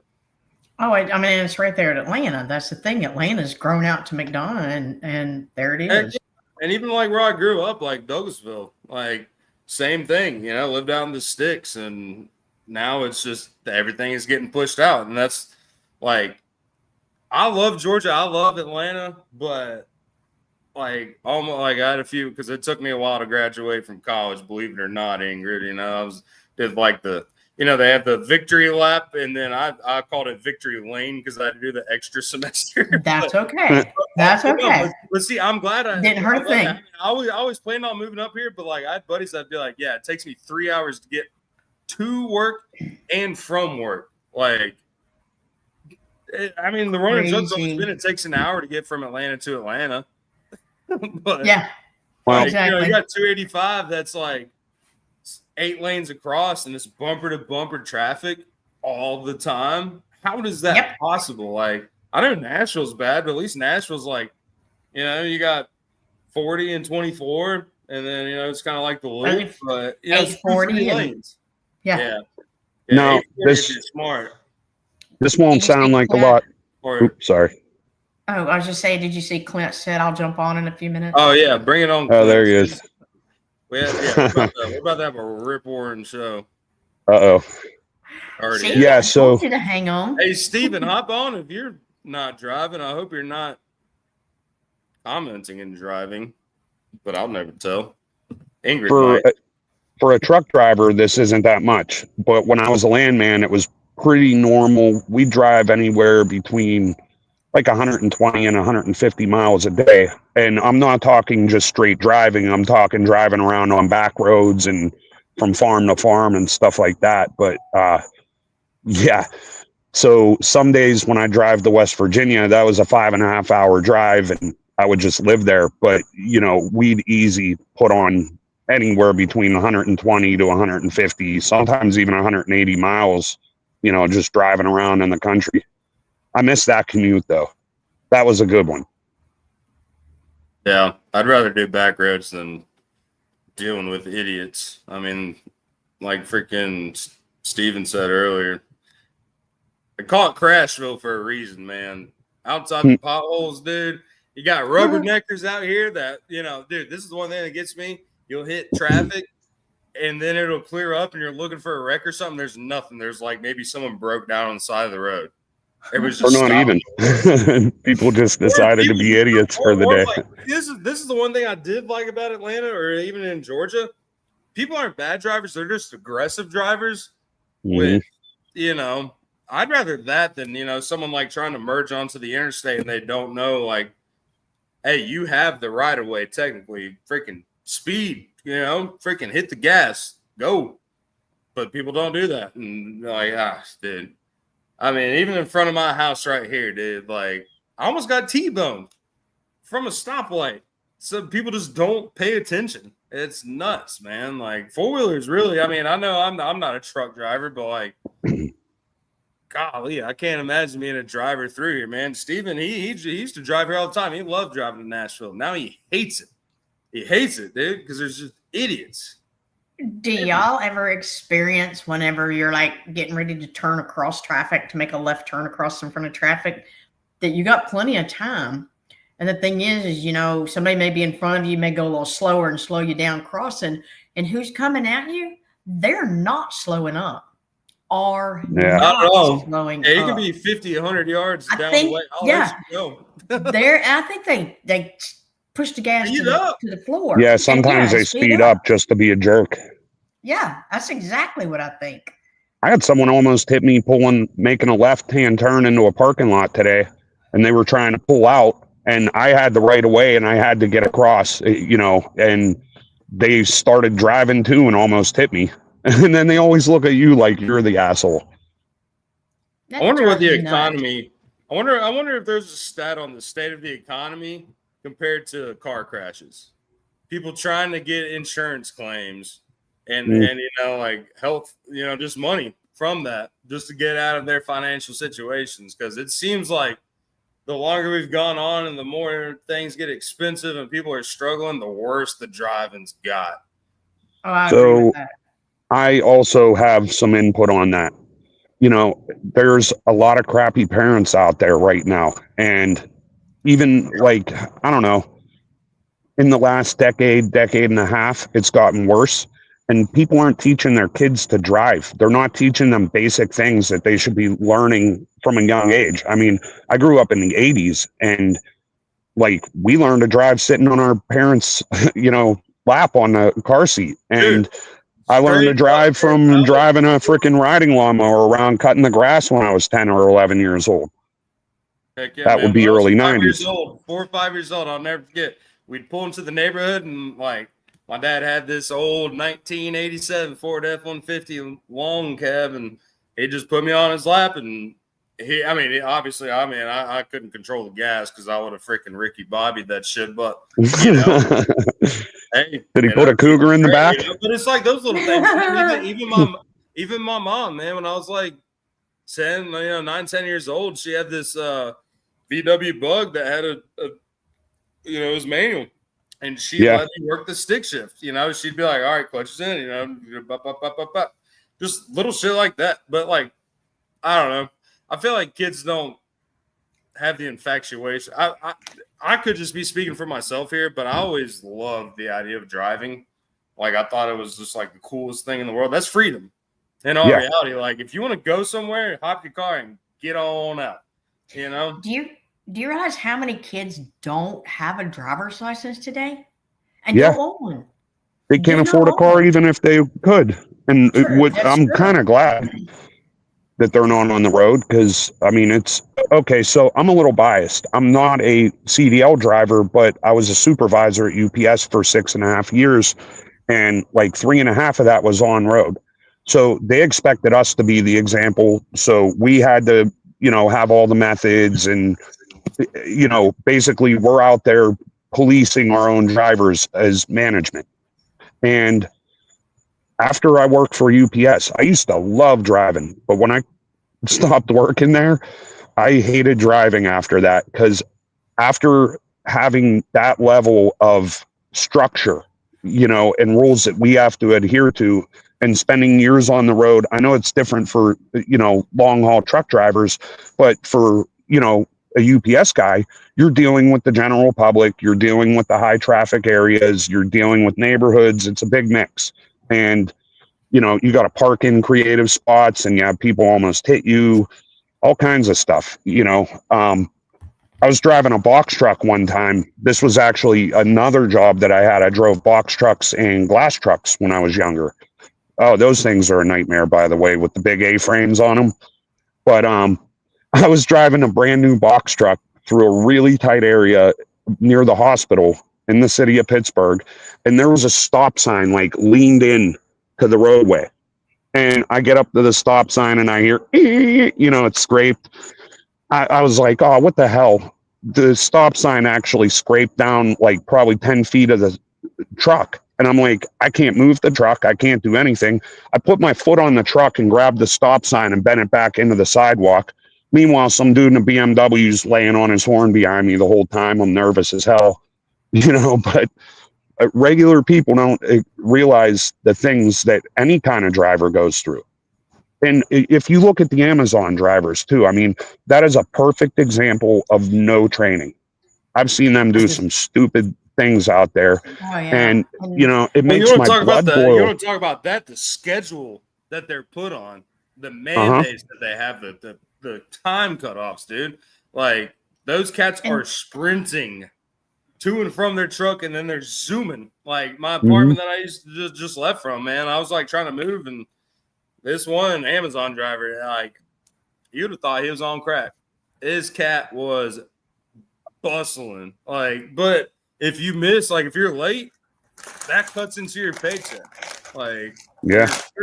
I'm sure it does, but you figure all of Amazon's most of Amazon over the road is contract. Yeah. Yeah. Well, now, I mean, That's a lot true. of them here in Nashville, though, because there's a huge freaking Amazon plant. A lot of it's third party now.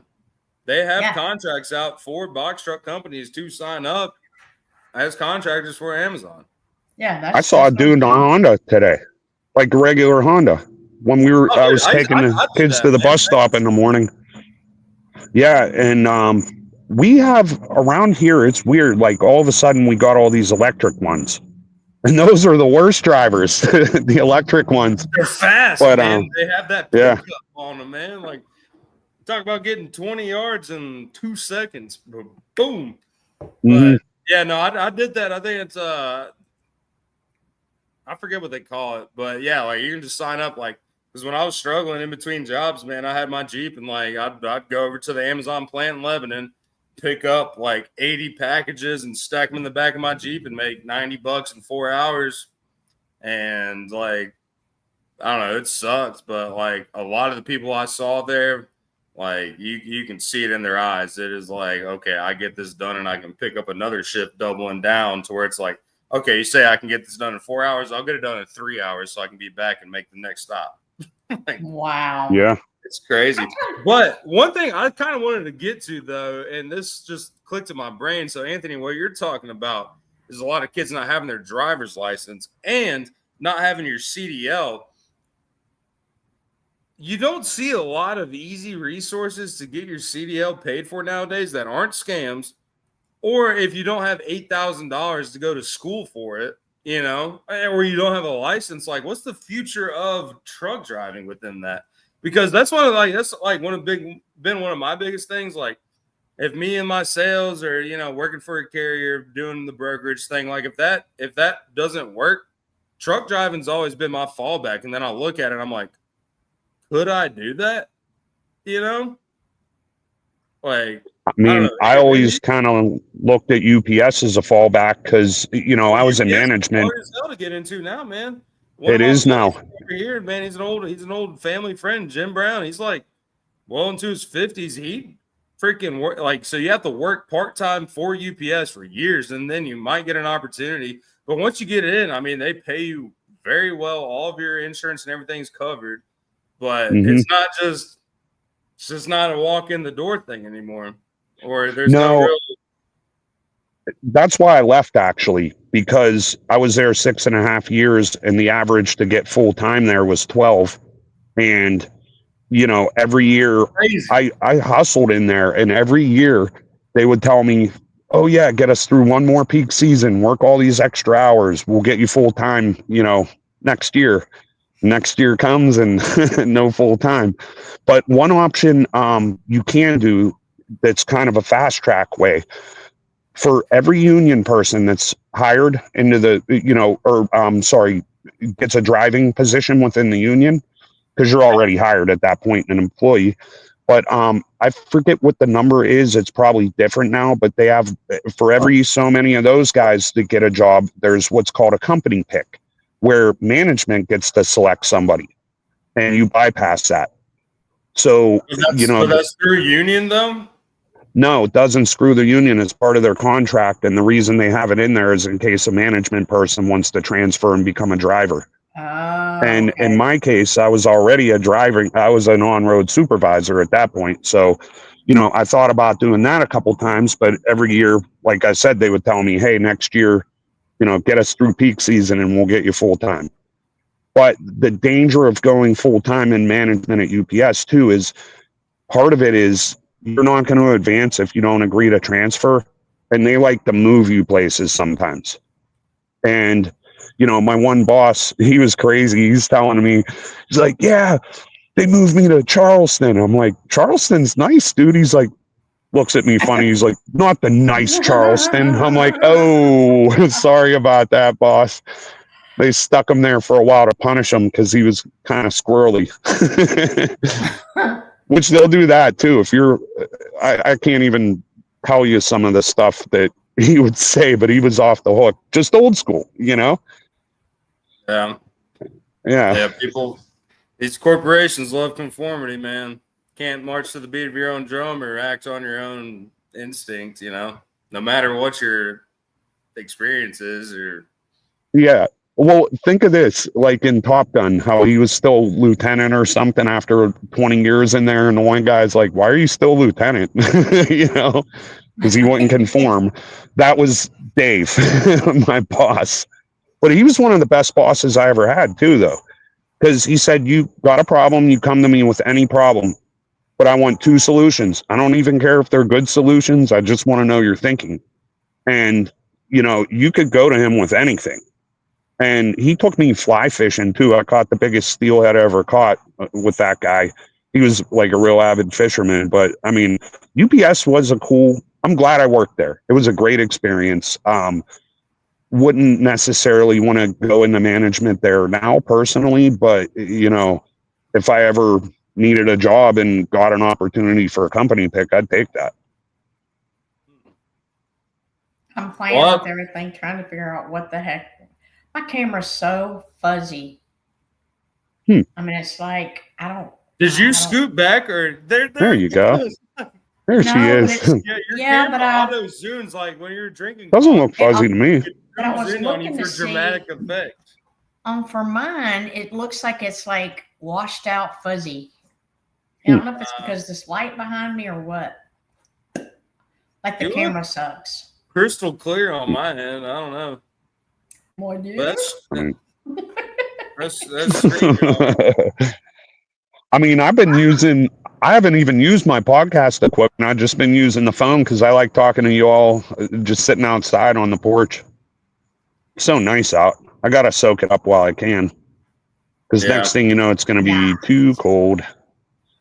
It was 44 at my house this morning and at home.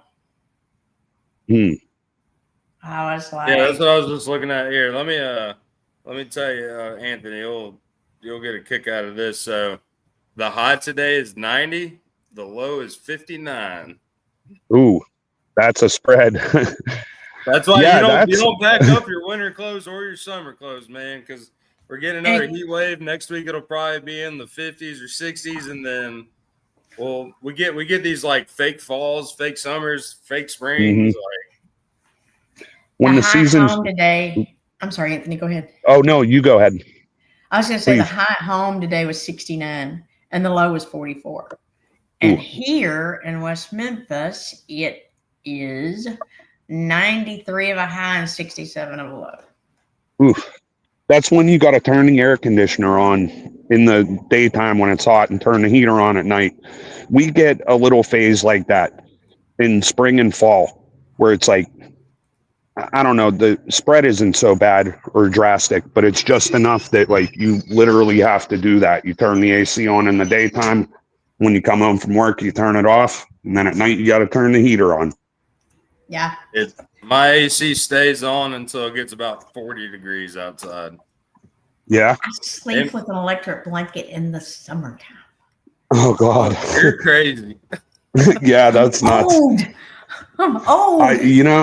I don't even like a blanket on me. Blood. You are not old, young lady. But I've always been one of those. It's like I prefer the cold. You can always put more clothes on. You can only get 7 naked. Yeah, that's true. Yeah, I'll give you that. I'm with you on that. Give you that one.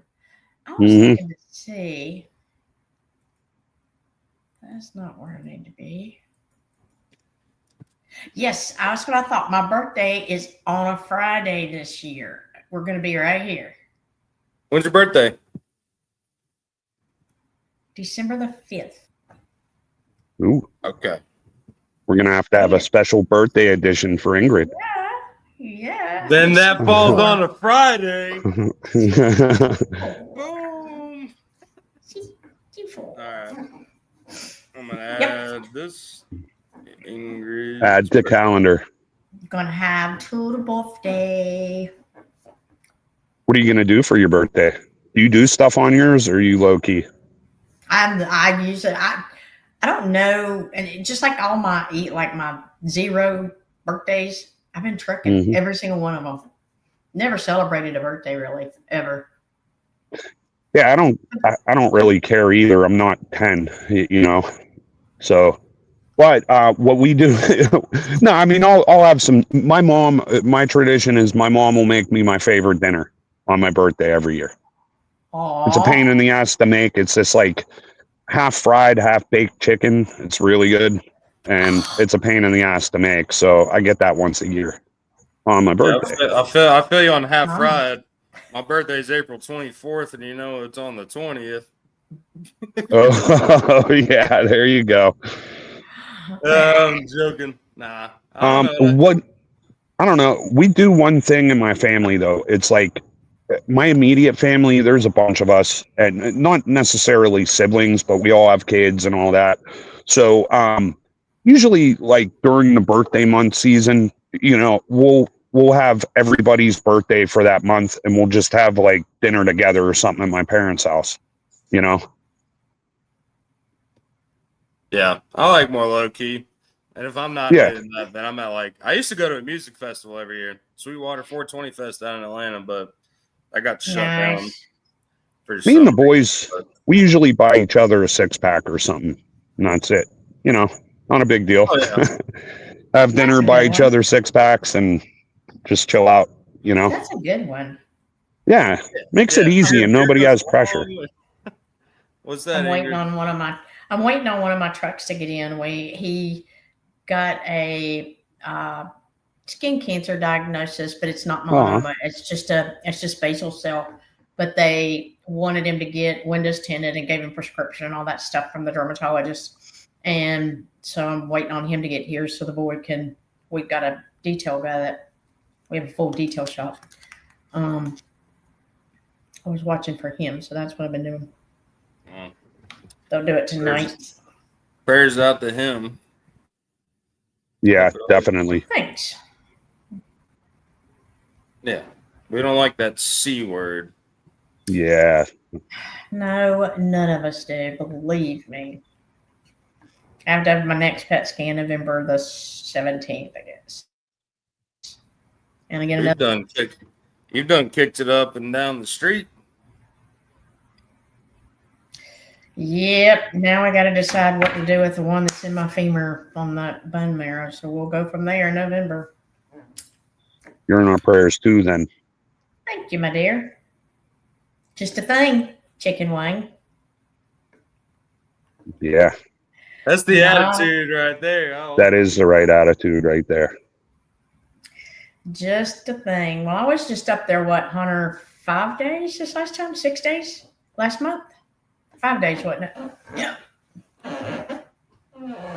Yep. Can't take you out. Nope. Nah, you're too tough Everybody's for that. asking about you out there in Crossville. To what? Everybody's asking about you out there in Crossville. Man, my last infusion kicked my butt. Hey, Shell. Yeah, it kicked my McGee. funny.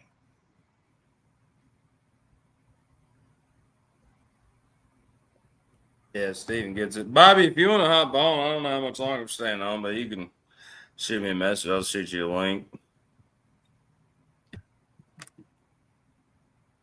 Yeah, that truck show was pretty cool, though, man. They're all cool. A favorite one. Yeah. They are all cool. They're all cool and they're all different. They are. I mean, they're, and you may see the same faces, and you'll see a lot of different ones. Yeah, I mean, that's what I was just, excited this summer. Like most of the ones I went to, besides like large cars, guitars, and semi-casual, obviously, but like the Midwest shows, a lot of those freaking opera trucks out there, those ag trucks, bad to the bone. But getting to meet other people is one of my favorite things. Like you still see some familiar faces there, but I don't know. I was telling Pedro, like, I want to go to one up in the Pacific Northwest, see some of those logging trucks up there, those heavy duty bastards, Oh yeah. and up in the Northeast. yes. So I follow, I don't know, You wanna go you you wanna follow go Bean Croak, don't you? when you go to North Gear Jammer, make sure you go up to Gear Jammer with Bob Conrad. Gear Jammer? Yep. Make sure you're following them and getting in on there. Yep. They have he has an awesome magazine too. Gear Jammer magazine? Mm-hmm. You know, it's kind of like a mix between a trade show and a car show. Because they're commercial vehicles, and a lot of them, actually haul freight in those things. But, so it's a trade show in a way, but then it's a car show in a way too. Well, shit, a lot of the Very ones cool. I saw, man, it's a lot of working trucks. Those Oh are yeah, most are honestly working my favorite trucks. man. The working Yeah. trucks, because it's like Most are working trucks. Like I've got Mhm. mine's a working truck when I get off my boat and go to yeah, work. like that's some of my favorite shit. Like when you hear that, you're sitting there looking at a truck and you're talking to the person that runs it, and it's like, man, this thing's clean. It's like, yeah, I just got it off the road 2 days ago.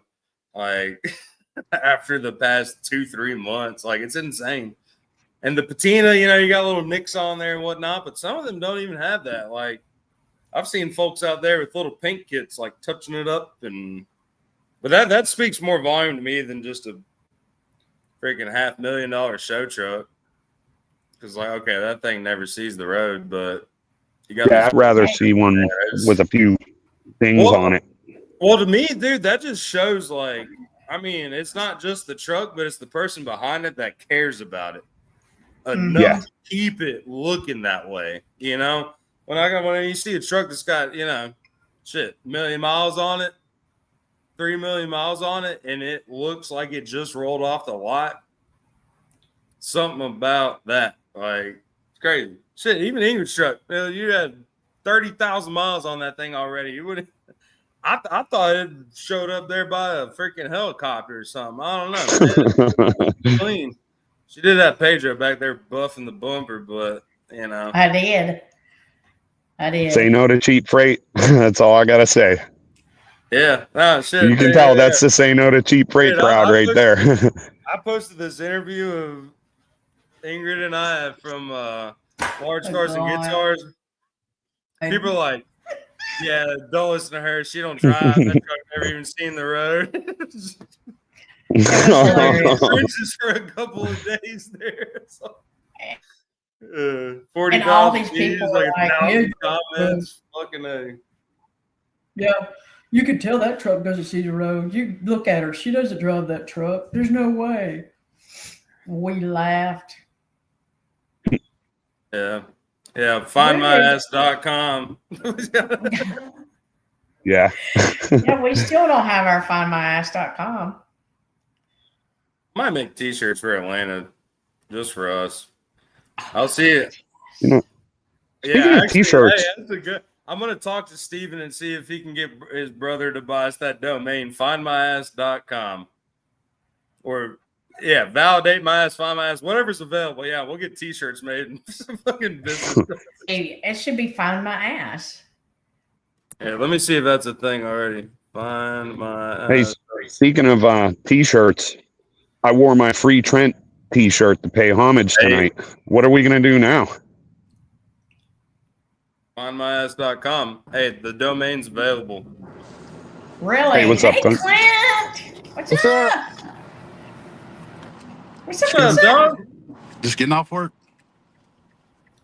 Oh yeah, brother. It's a Friday. Yeah. What time zone are you in? Eastern. Okay. He's in zoned out.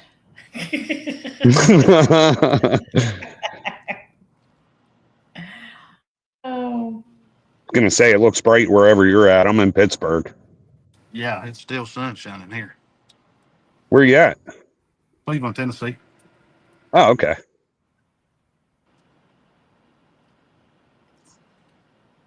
Sorry, I'm texting Pedro, let him know about the shirts. Clint, you want to findmyass.com t-shirt for Atlanta? Sure. of course. All right. Of course. Dude, man. Well, you been back in the saddle? Yeah. Yeah, I've been wide open this week. Come on. Did you already roll through Mount Juliet? No, I didn't go up none this week. Scanner's working? Should be. All right. Well, I'm back. I'm in the new spot, man. You gotta let me know. Yeah, I will. Yeah, I've been in Birmingham all week. What you doing down Yeah. there? What's that? What you doing down there? Hauling cars back to Chattanooga. Doctor says, yeah, I'll give you an inch. You How many take a like that a mile. week? don't you? How many of those do you run a week? How many cars do you move like that in a week? In that kind of move, I should say. Shit, I don't know how many roughly. How many cars we move a week? 500, 600? At least. 600 a week. Wow. Yeah, No them joke. boys there at the Tennessee Southern Transport get it done. If you didn't watch that episode from last week, Oh, I did. Did you haul anything, Cole, One. this week? Do what? Oh, hey, Ingrid, did you haul anything, Cole, this week? No. Nope. I haven't been out since. Oh, I don't know. We're going through Probably the car been- wash. We might lose you for a second. A month. You're taking us through the car wash, huh? Yeah. hey, put it on that front camera if it's one of them cool ones. Yeah, turn it Yeah. around. I mean, we like looking at you, Uh-oh. Clint, but come on. Heck yeah. You know, it's pretty bad when we get excited about going to the car wash. I know. Adulting. You know what, though? My kids get pretty excited going to the car wash, too, so Here, let me put So I'm not going to do I. knock that. Yeah. Now I'm gonna have to try that. I don't turn my wipers on. You ever No, rode I on the leave 'em top off. of the car through a car wash? Yeah, we have one of those, like, right down the road from me. That's the one I usually go to. You pop it in neutral, and it grabs your wheel and, pulls you down the rails. Yeah, no, those are good ones. No, I'm talking about like Yeah. being outside of the vehicle. He's talking about getting your butt on top of a car and riding through Yeah, the you car can wash. wash your car. Okay. That's another feature of findmyass.com. It'll be on top of a car. FindMyAss.com. Find my ass on top of the car.com. Going through a car wash. Heck Find yeah. my ass. You can wash your ass. Wash my ass with Find My Ass. Please Anthony, watch were your you on that ass.com. show we were talking about I'm up here now. findmyass.com? No, I don't think I was there for that one. You weren't here. Clint was here, weren't you, Clint? Yeah. What's that? Oh, you were here for FindMyAss.com day, weren't you? I think so. Yeah, that was the legendary show. I ain't. Yeah. I missed it. Well, there Usually was- I'm always late, but the only time I usually miss is if I have the kids. And sometimes I still come on if I have the kids, unless they're being crazy. Yeah, everybody's been good about showing up, man. It's like the fall times when people, you can't go outside too much. It's too cold and whatnot. But it's when we get the good Dude. reunions going on, man. Summertime's been busy this year. Pedro just sent me some cool pictures. He's having a blast. So if I you saw tell the him Chrisleys he's a there. butthole. Yeah. He doesn't Hey, send us Pedro, any you're a pictures. butthole. Here, I'm gonna text We you. don't want to find your ass, Pedro. He's Oh, here we go. Clint, I could have swore you were in on the Find My. No, it was like you, me, Adam Spencer, and Or it might have just been you, me, Pedro. There might have been someone else with us. I don't know. That was that was one of the goofiest things. Looks like Pedro might have found. It was relative though. That was like one of the most entertaining, informative shows of all time. Like talking about brokers bullshitting carriers. Want to know where your ass is at? We go to findmyass.com. We had, I mean, Oh, it was God. just like a free for all of. It's like, you know, we don't care.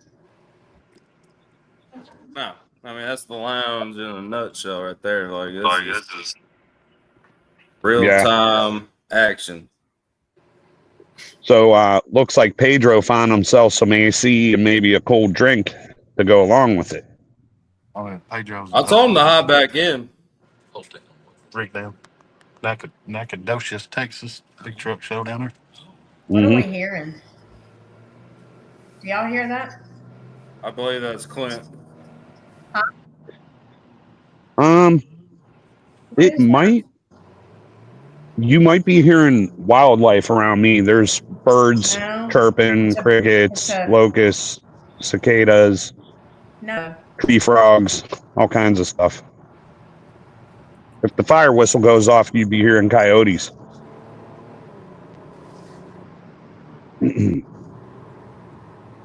Oh, and there's a highway like kind of behind me, so you might hear a Jake break now and then too. Or we're hearing Clint, and I'm just making shit up. What did you hear? No, this just sounds like a podcast or a something. It might have been me. Like a man and woman having a conversation. I don't have my microphone. I thought it was Clint talking about Nacogdoches for a second, but I don't know what you're hearing there, Ingrid. Can y'all not hear it? Or is it Here, let me mute mine and. Yeah, we'll all mute. All right, can you hear it now, Ingrid? We're falling off the rails. All right, so it's not me and it's not Hunter.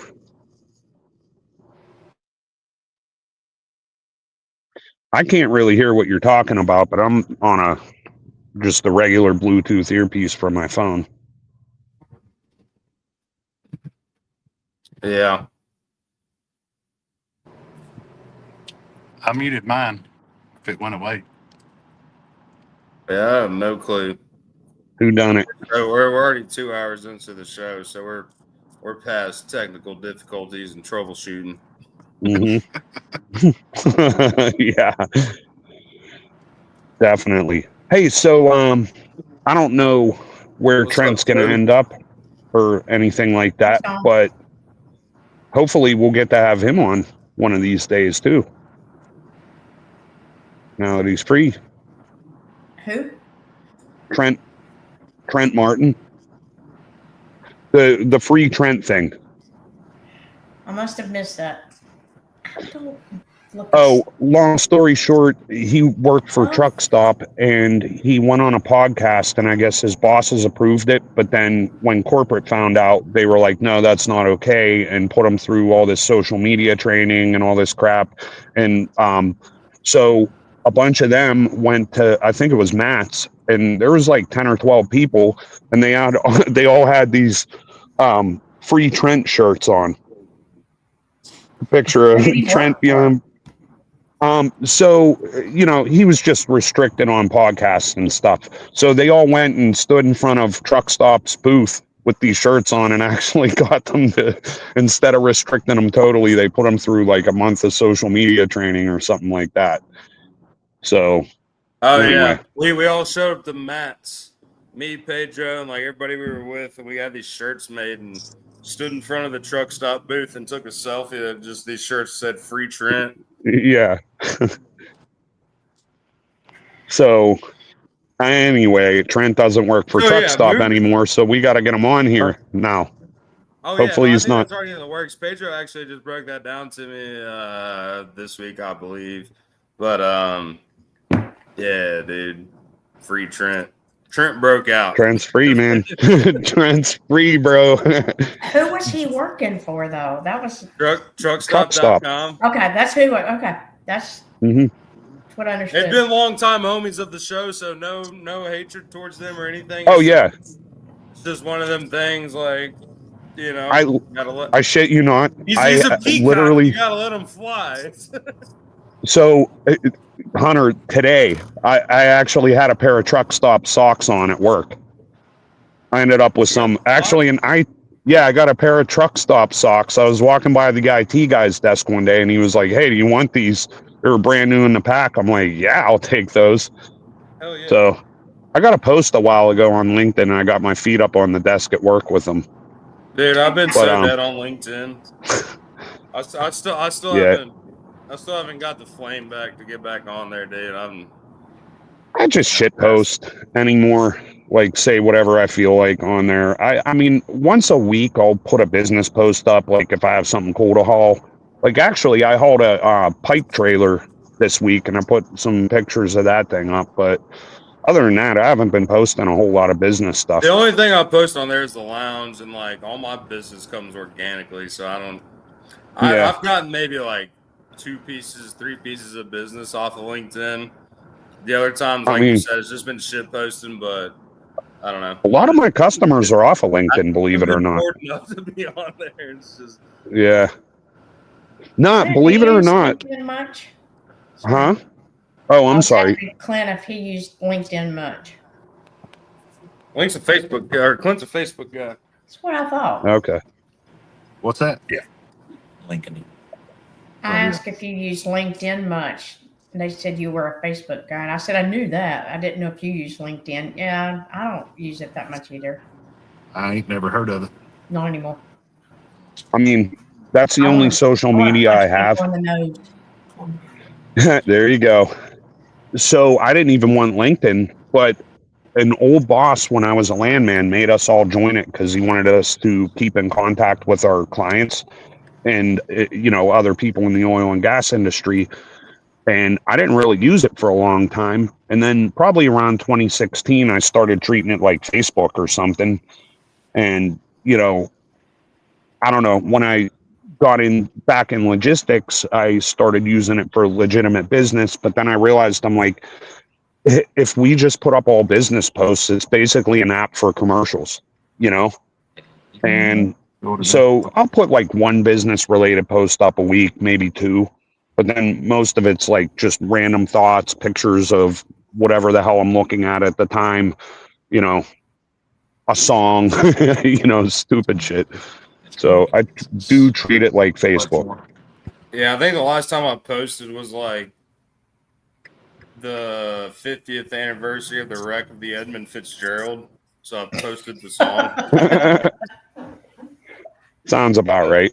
Hey, yeah, I don't know. Jeff, I'm trying to think of like a new, I don't know, not beef, but something to stir the pot. We gotta get back on the action. But I think findmyass.com would be a great segue. I'll actually make a That is business great. page. We'll just Oh my God, dude! You know what you got to do with it? You can give that to truckers, and when they. I just missed that. Say that again. My signal went out. Me? Oh snap! I can't do this. Hang on, I gotta do a hotspot or something. Diggity dang it! I don't know if she meant me or you, Hunter. No, hang on. See, this is what I was running into earlier. If anything, man, need to start reaching out to some cats that work at StreamYard. I think it's so messed up. But why are you not using Riverside to do this? Using what? Riverside. I don't know about Riverside.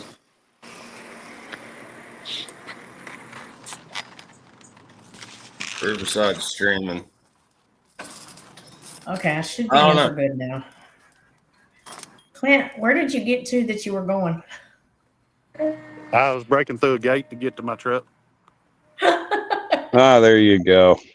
I just wanted to know if I needed to be an accomplice or swear to God that no, he was with me last night, and I'm leaving it at that. Yeah, hey, she's your alibi. This is a place we haul cars for, and I drove my pickup up there this morning to help one of the guys load, so I had to come back up there and get my pickup. I was So you're thinking not a about fugitive from justice. You were safe. No, Yeah. Okay, good. Yeah. ain't my. We're here for that too, you know. Look, Hey. Alabama Red. Exactly, Anthony. Oh, nice. Go Hey, Vols, Quinn. Are you Crimson. talking about Alabama Red? Are you an Alabama Go, fan? yeah. Yes. No way. We'll see you later, buddy. No, you're not. Sorry, Clint. When I said that you were with me tonight, I'm out. I'm out. You just blew it. You caught me. I bleed orange. You caught me. I bleed orange. I can't believe you just said that, dude. Look, he ditched us. Question real quick. I'm trying to get it back on. Here we go. I'm just picking it. Hey, did Pedro, did he find Joe and figure out if there were any trucks there that didn't belong to him this time? Ooh. Truck Show Joe. That's for tomorrow. So he's got him? he's got photo Joe Umbo. That I don't know why I can't remember his last name, but I can't say it. So they're doing. You can't see me? No, I can't say his last name. Oh, well, yeah. So they're doing like a Joe and Joe interview, and they're gonna go to it. They're gonna see who knows less about a truck that's not theirs. Who knows less about a truck that's not theirs? That's been the funniest little skit that we've got going with Truck Show Joe. Because like when I met him at Large Cars and Guitars, Pedro had been talking to him on Twitter or not Twitter, but TikTok before I got on there, and he was like, "Yeah, man, we're gonna do this interview, yada yada yada." And I was like, "Okay, yeah, I'll do it." So I walked up and I was like, "Hey, man, is this your truck?" He's like, "No, but I'm responsible for it." And I was like, What does that mean? "Exactly." So like we started the interview. I'm responsible for it. We got Truck Show Steve right here, and he's like, "Oh, Truck Show Joe," and I was like, "Well, we don't have his truck here today, so we just went off on this interview, like acting like this his rig Purple Pressure wasn't his, and it's just been a whole thing." I saw him in Iowa, called him Boat Show Bob. Like, dude, I saw you with that guy on one of those videos at Walcott, dude. Did an interview with him in front of a truck that was not his, and then walked back over to Purple Pressure, and he had we got two Clints on the stage now. Let me. And we'll click that, but yeah. So it's just been kind of a go along process, but that's what I'm saying, Anthony. Man, you gotta get down to one of these shows eventually. I will. I will. I mean, dude, like I'm sure next year, man, the lounge might be doing good enough. You know, we can. I mean, we always get like a good Airbnb. The shows are free. Like the food, like most of the time. Yeah, it's just hard to travel. It's just hard to travel right now with my kid schedule. Basically, is what it comes down to. You know, I have them a lot. I'm not a single dad. It's like, I don't know, probably I'm like 65% of the time, but the way it's split up, it's just hard to travel at the moment. But I'll definitely get the one of these days. I'll tell you, no, I ain't talking about this year because. Yeah, we're running out of them this year. Well, there's, for me at least, it's Mayberry, Atlanta, and then there's one in Alabama. That's like a Christmas one. It's like a toy drive. When is I'm gonna get that one this year. Isn't there Matt's? I was thinking about going to it too, y'all. Yeah, let's go. I'm gonna dress like up the like week, Santa Claus straight up. The week before Christmas, actually, isn't it? Where at? Is it? I thought it was like the second week. Here, let me. 18, where is it? 6, maybe. It's in Alabama. Yeah, it's at the. What's the name of the truck stop it's at? Clint, you should know. I'm finding out. It's right beside Laurel. Actually, the guy that puts the show on works at Laurel. The people that I've got my. Okay, so it's close to Pell City. It is the second annual Santa Haulers Truck Show in Lincoln, Alabama, the Boiler Room on I-20. Clint knows exactly where it's at. Did you go last year, Clint? Nah, I didn't go, but I wish I would have, but I'm gonna go this year. I was gonna try to go, and Joe went, Truck Show Joe, and I was gonna try to go, and Yeah, it's December 13th, so it ain't. It's second week of December. That's the day after my birthday. That'd be good. when's your Hey, birthday? after your birthday? December 12th. Exactly a week after mine. It's on a Friday, so see, it's another birthday party on the logistics line. Oh, there we go. Yeah, Ingrid, I hope you know I've already put it on the schedule. In the lounge birthday parties. Well, the thing is, though, Hunter, you Clint, still- you're probably 20 years younger than what we're having on the 5th. I'm what? I 20 said years you're younger 20 than what? years younger than mine on the 5th. My birthday's December 5th, a week before yours. Oh, I don't think you're that much older than me. I'll be Clint's 40. like, She's like, I plead the fifth. I don't know. I think I Clint's don't Young say lady. the 5th. I'm proud of Clint's it. like, I think you got Young lady. Clint's Seriously, like you do 7 look years young. old, like 35, Thank you. 36. Yeah. I was thinking that. Y'all are such Who's 35 and goobers. 36? You? She's 36. Yeah, we'll call it that. We'll call it both y'all's 36th birthday party. I'm 36 right now, only if you flip the numbers around. Next year, I'll be 46. Flip the numbers around in December. Oh, you're born on like leap year or something? Is that how that works? Or reverse leap year? Yeah. No, I just can flip the numbers around. I always said that I You was know- going to stay 36 my whole life. And now that I'm 63, I'm like, well, shit, now I can't claim 36 no more. I'm going to have to claim 46. Well, I will tell you the secret. My mom, she has owned a dance school pretty much my whole life, and she's 71 or 72, and you wouldn't tell.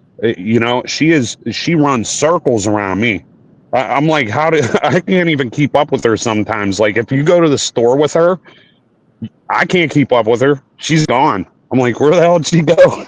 Looking around, so it depends. I think that, working hard and in certain ways, it keeps you young. I'll sit back and drive a truck with the best of them. Mm-hmm. You I are mean, the best of them. Oh, no. I'm just one of them. That's it. I'm Hunter, just you The still rest one of them- of the whole. When you, Do what, Clint? I was asking Hunter if he's still going to come Wednesday before the Atlanta show to the shop. Yeah, I can do that. I got to figure out when we're. So I guess Pedro's flying into Atlanta. I thought he was gonna be flying into Nashville, but I got to figure out. Yeah, fuck it. I mean, I'll stay with Jimmy. So if you're driving, are you leaving out Wednesday?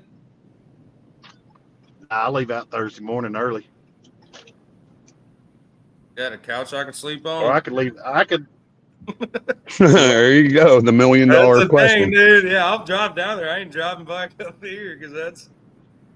I mean, shoot. I can midnight rider and be there Thursday morning whenever you're hauling out. So Right. I wish Pedro was driving in so he could freaking get some road footage. But I guess I could figure something out. I think I can use my tow hitch and put a camera back there or something. I don't know. I forget who it was we had on the show Yeah. not too long ago. I think it's actually Cody Haynes, man. He figured out how to do rolling footage, driving by himself, and he's got something on the back of his vehicle that like gets all this good stuff. But dude, I'll come down and check the shop out. Shit, I'll sleep in my Jeep. Because that's one Hey, thing I do want to do, man. Yeah. That's actually one of the things I talked to Pedro about, and one of the things that I think would be cool, man. So like finding folks that are in proximity of these shows, going to their shop a day or two before and seeing the pre-show preparation, and then following it down and making it kind of like a documentary type thing, like long style footage, like an hour or so. I mean, we'll still do our same little shorts and whatnot, but did you see what you guys do? Polish, clean, freaking putting on these stacks, yada yada, and then covering the show and see what y'all do, man. Hey, Where you driving in Hunter. from, Meeker? Oh, Oh, no. I'm sorry. My phone is about to die. I hate to Okay. say it. Yeah, I'm gonna You're good, jump man. ship. We're already about 2.5 hours. We'll shut it down soon. I gotta walk this dog before the sun goes down, or else she's gonna Yeah, I need to get out of probably here. take a fat Duke in my house. And I'm trying Oh to, yeah, you don't want that. but What did you say, Clint? I I'm lost sorry, you there. Clint. I didn't mean to interrupt you. I just wanted to throw that in case it dies on you and I disappear. nah, he's Bye if it frozen. dies All on right. you. Oh, he Bye is if it frozen. dies on you. Yeah.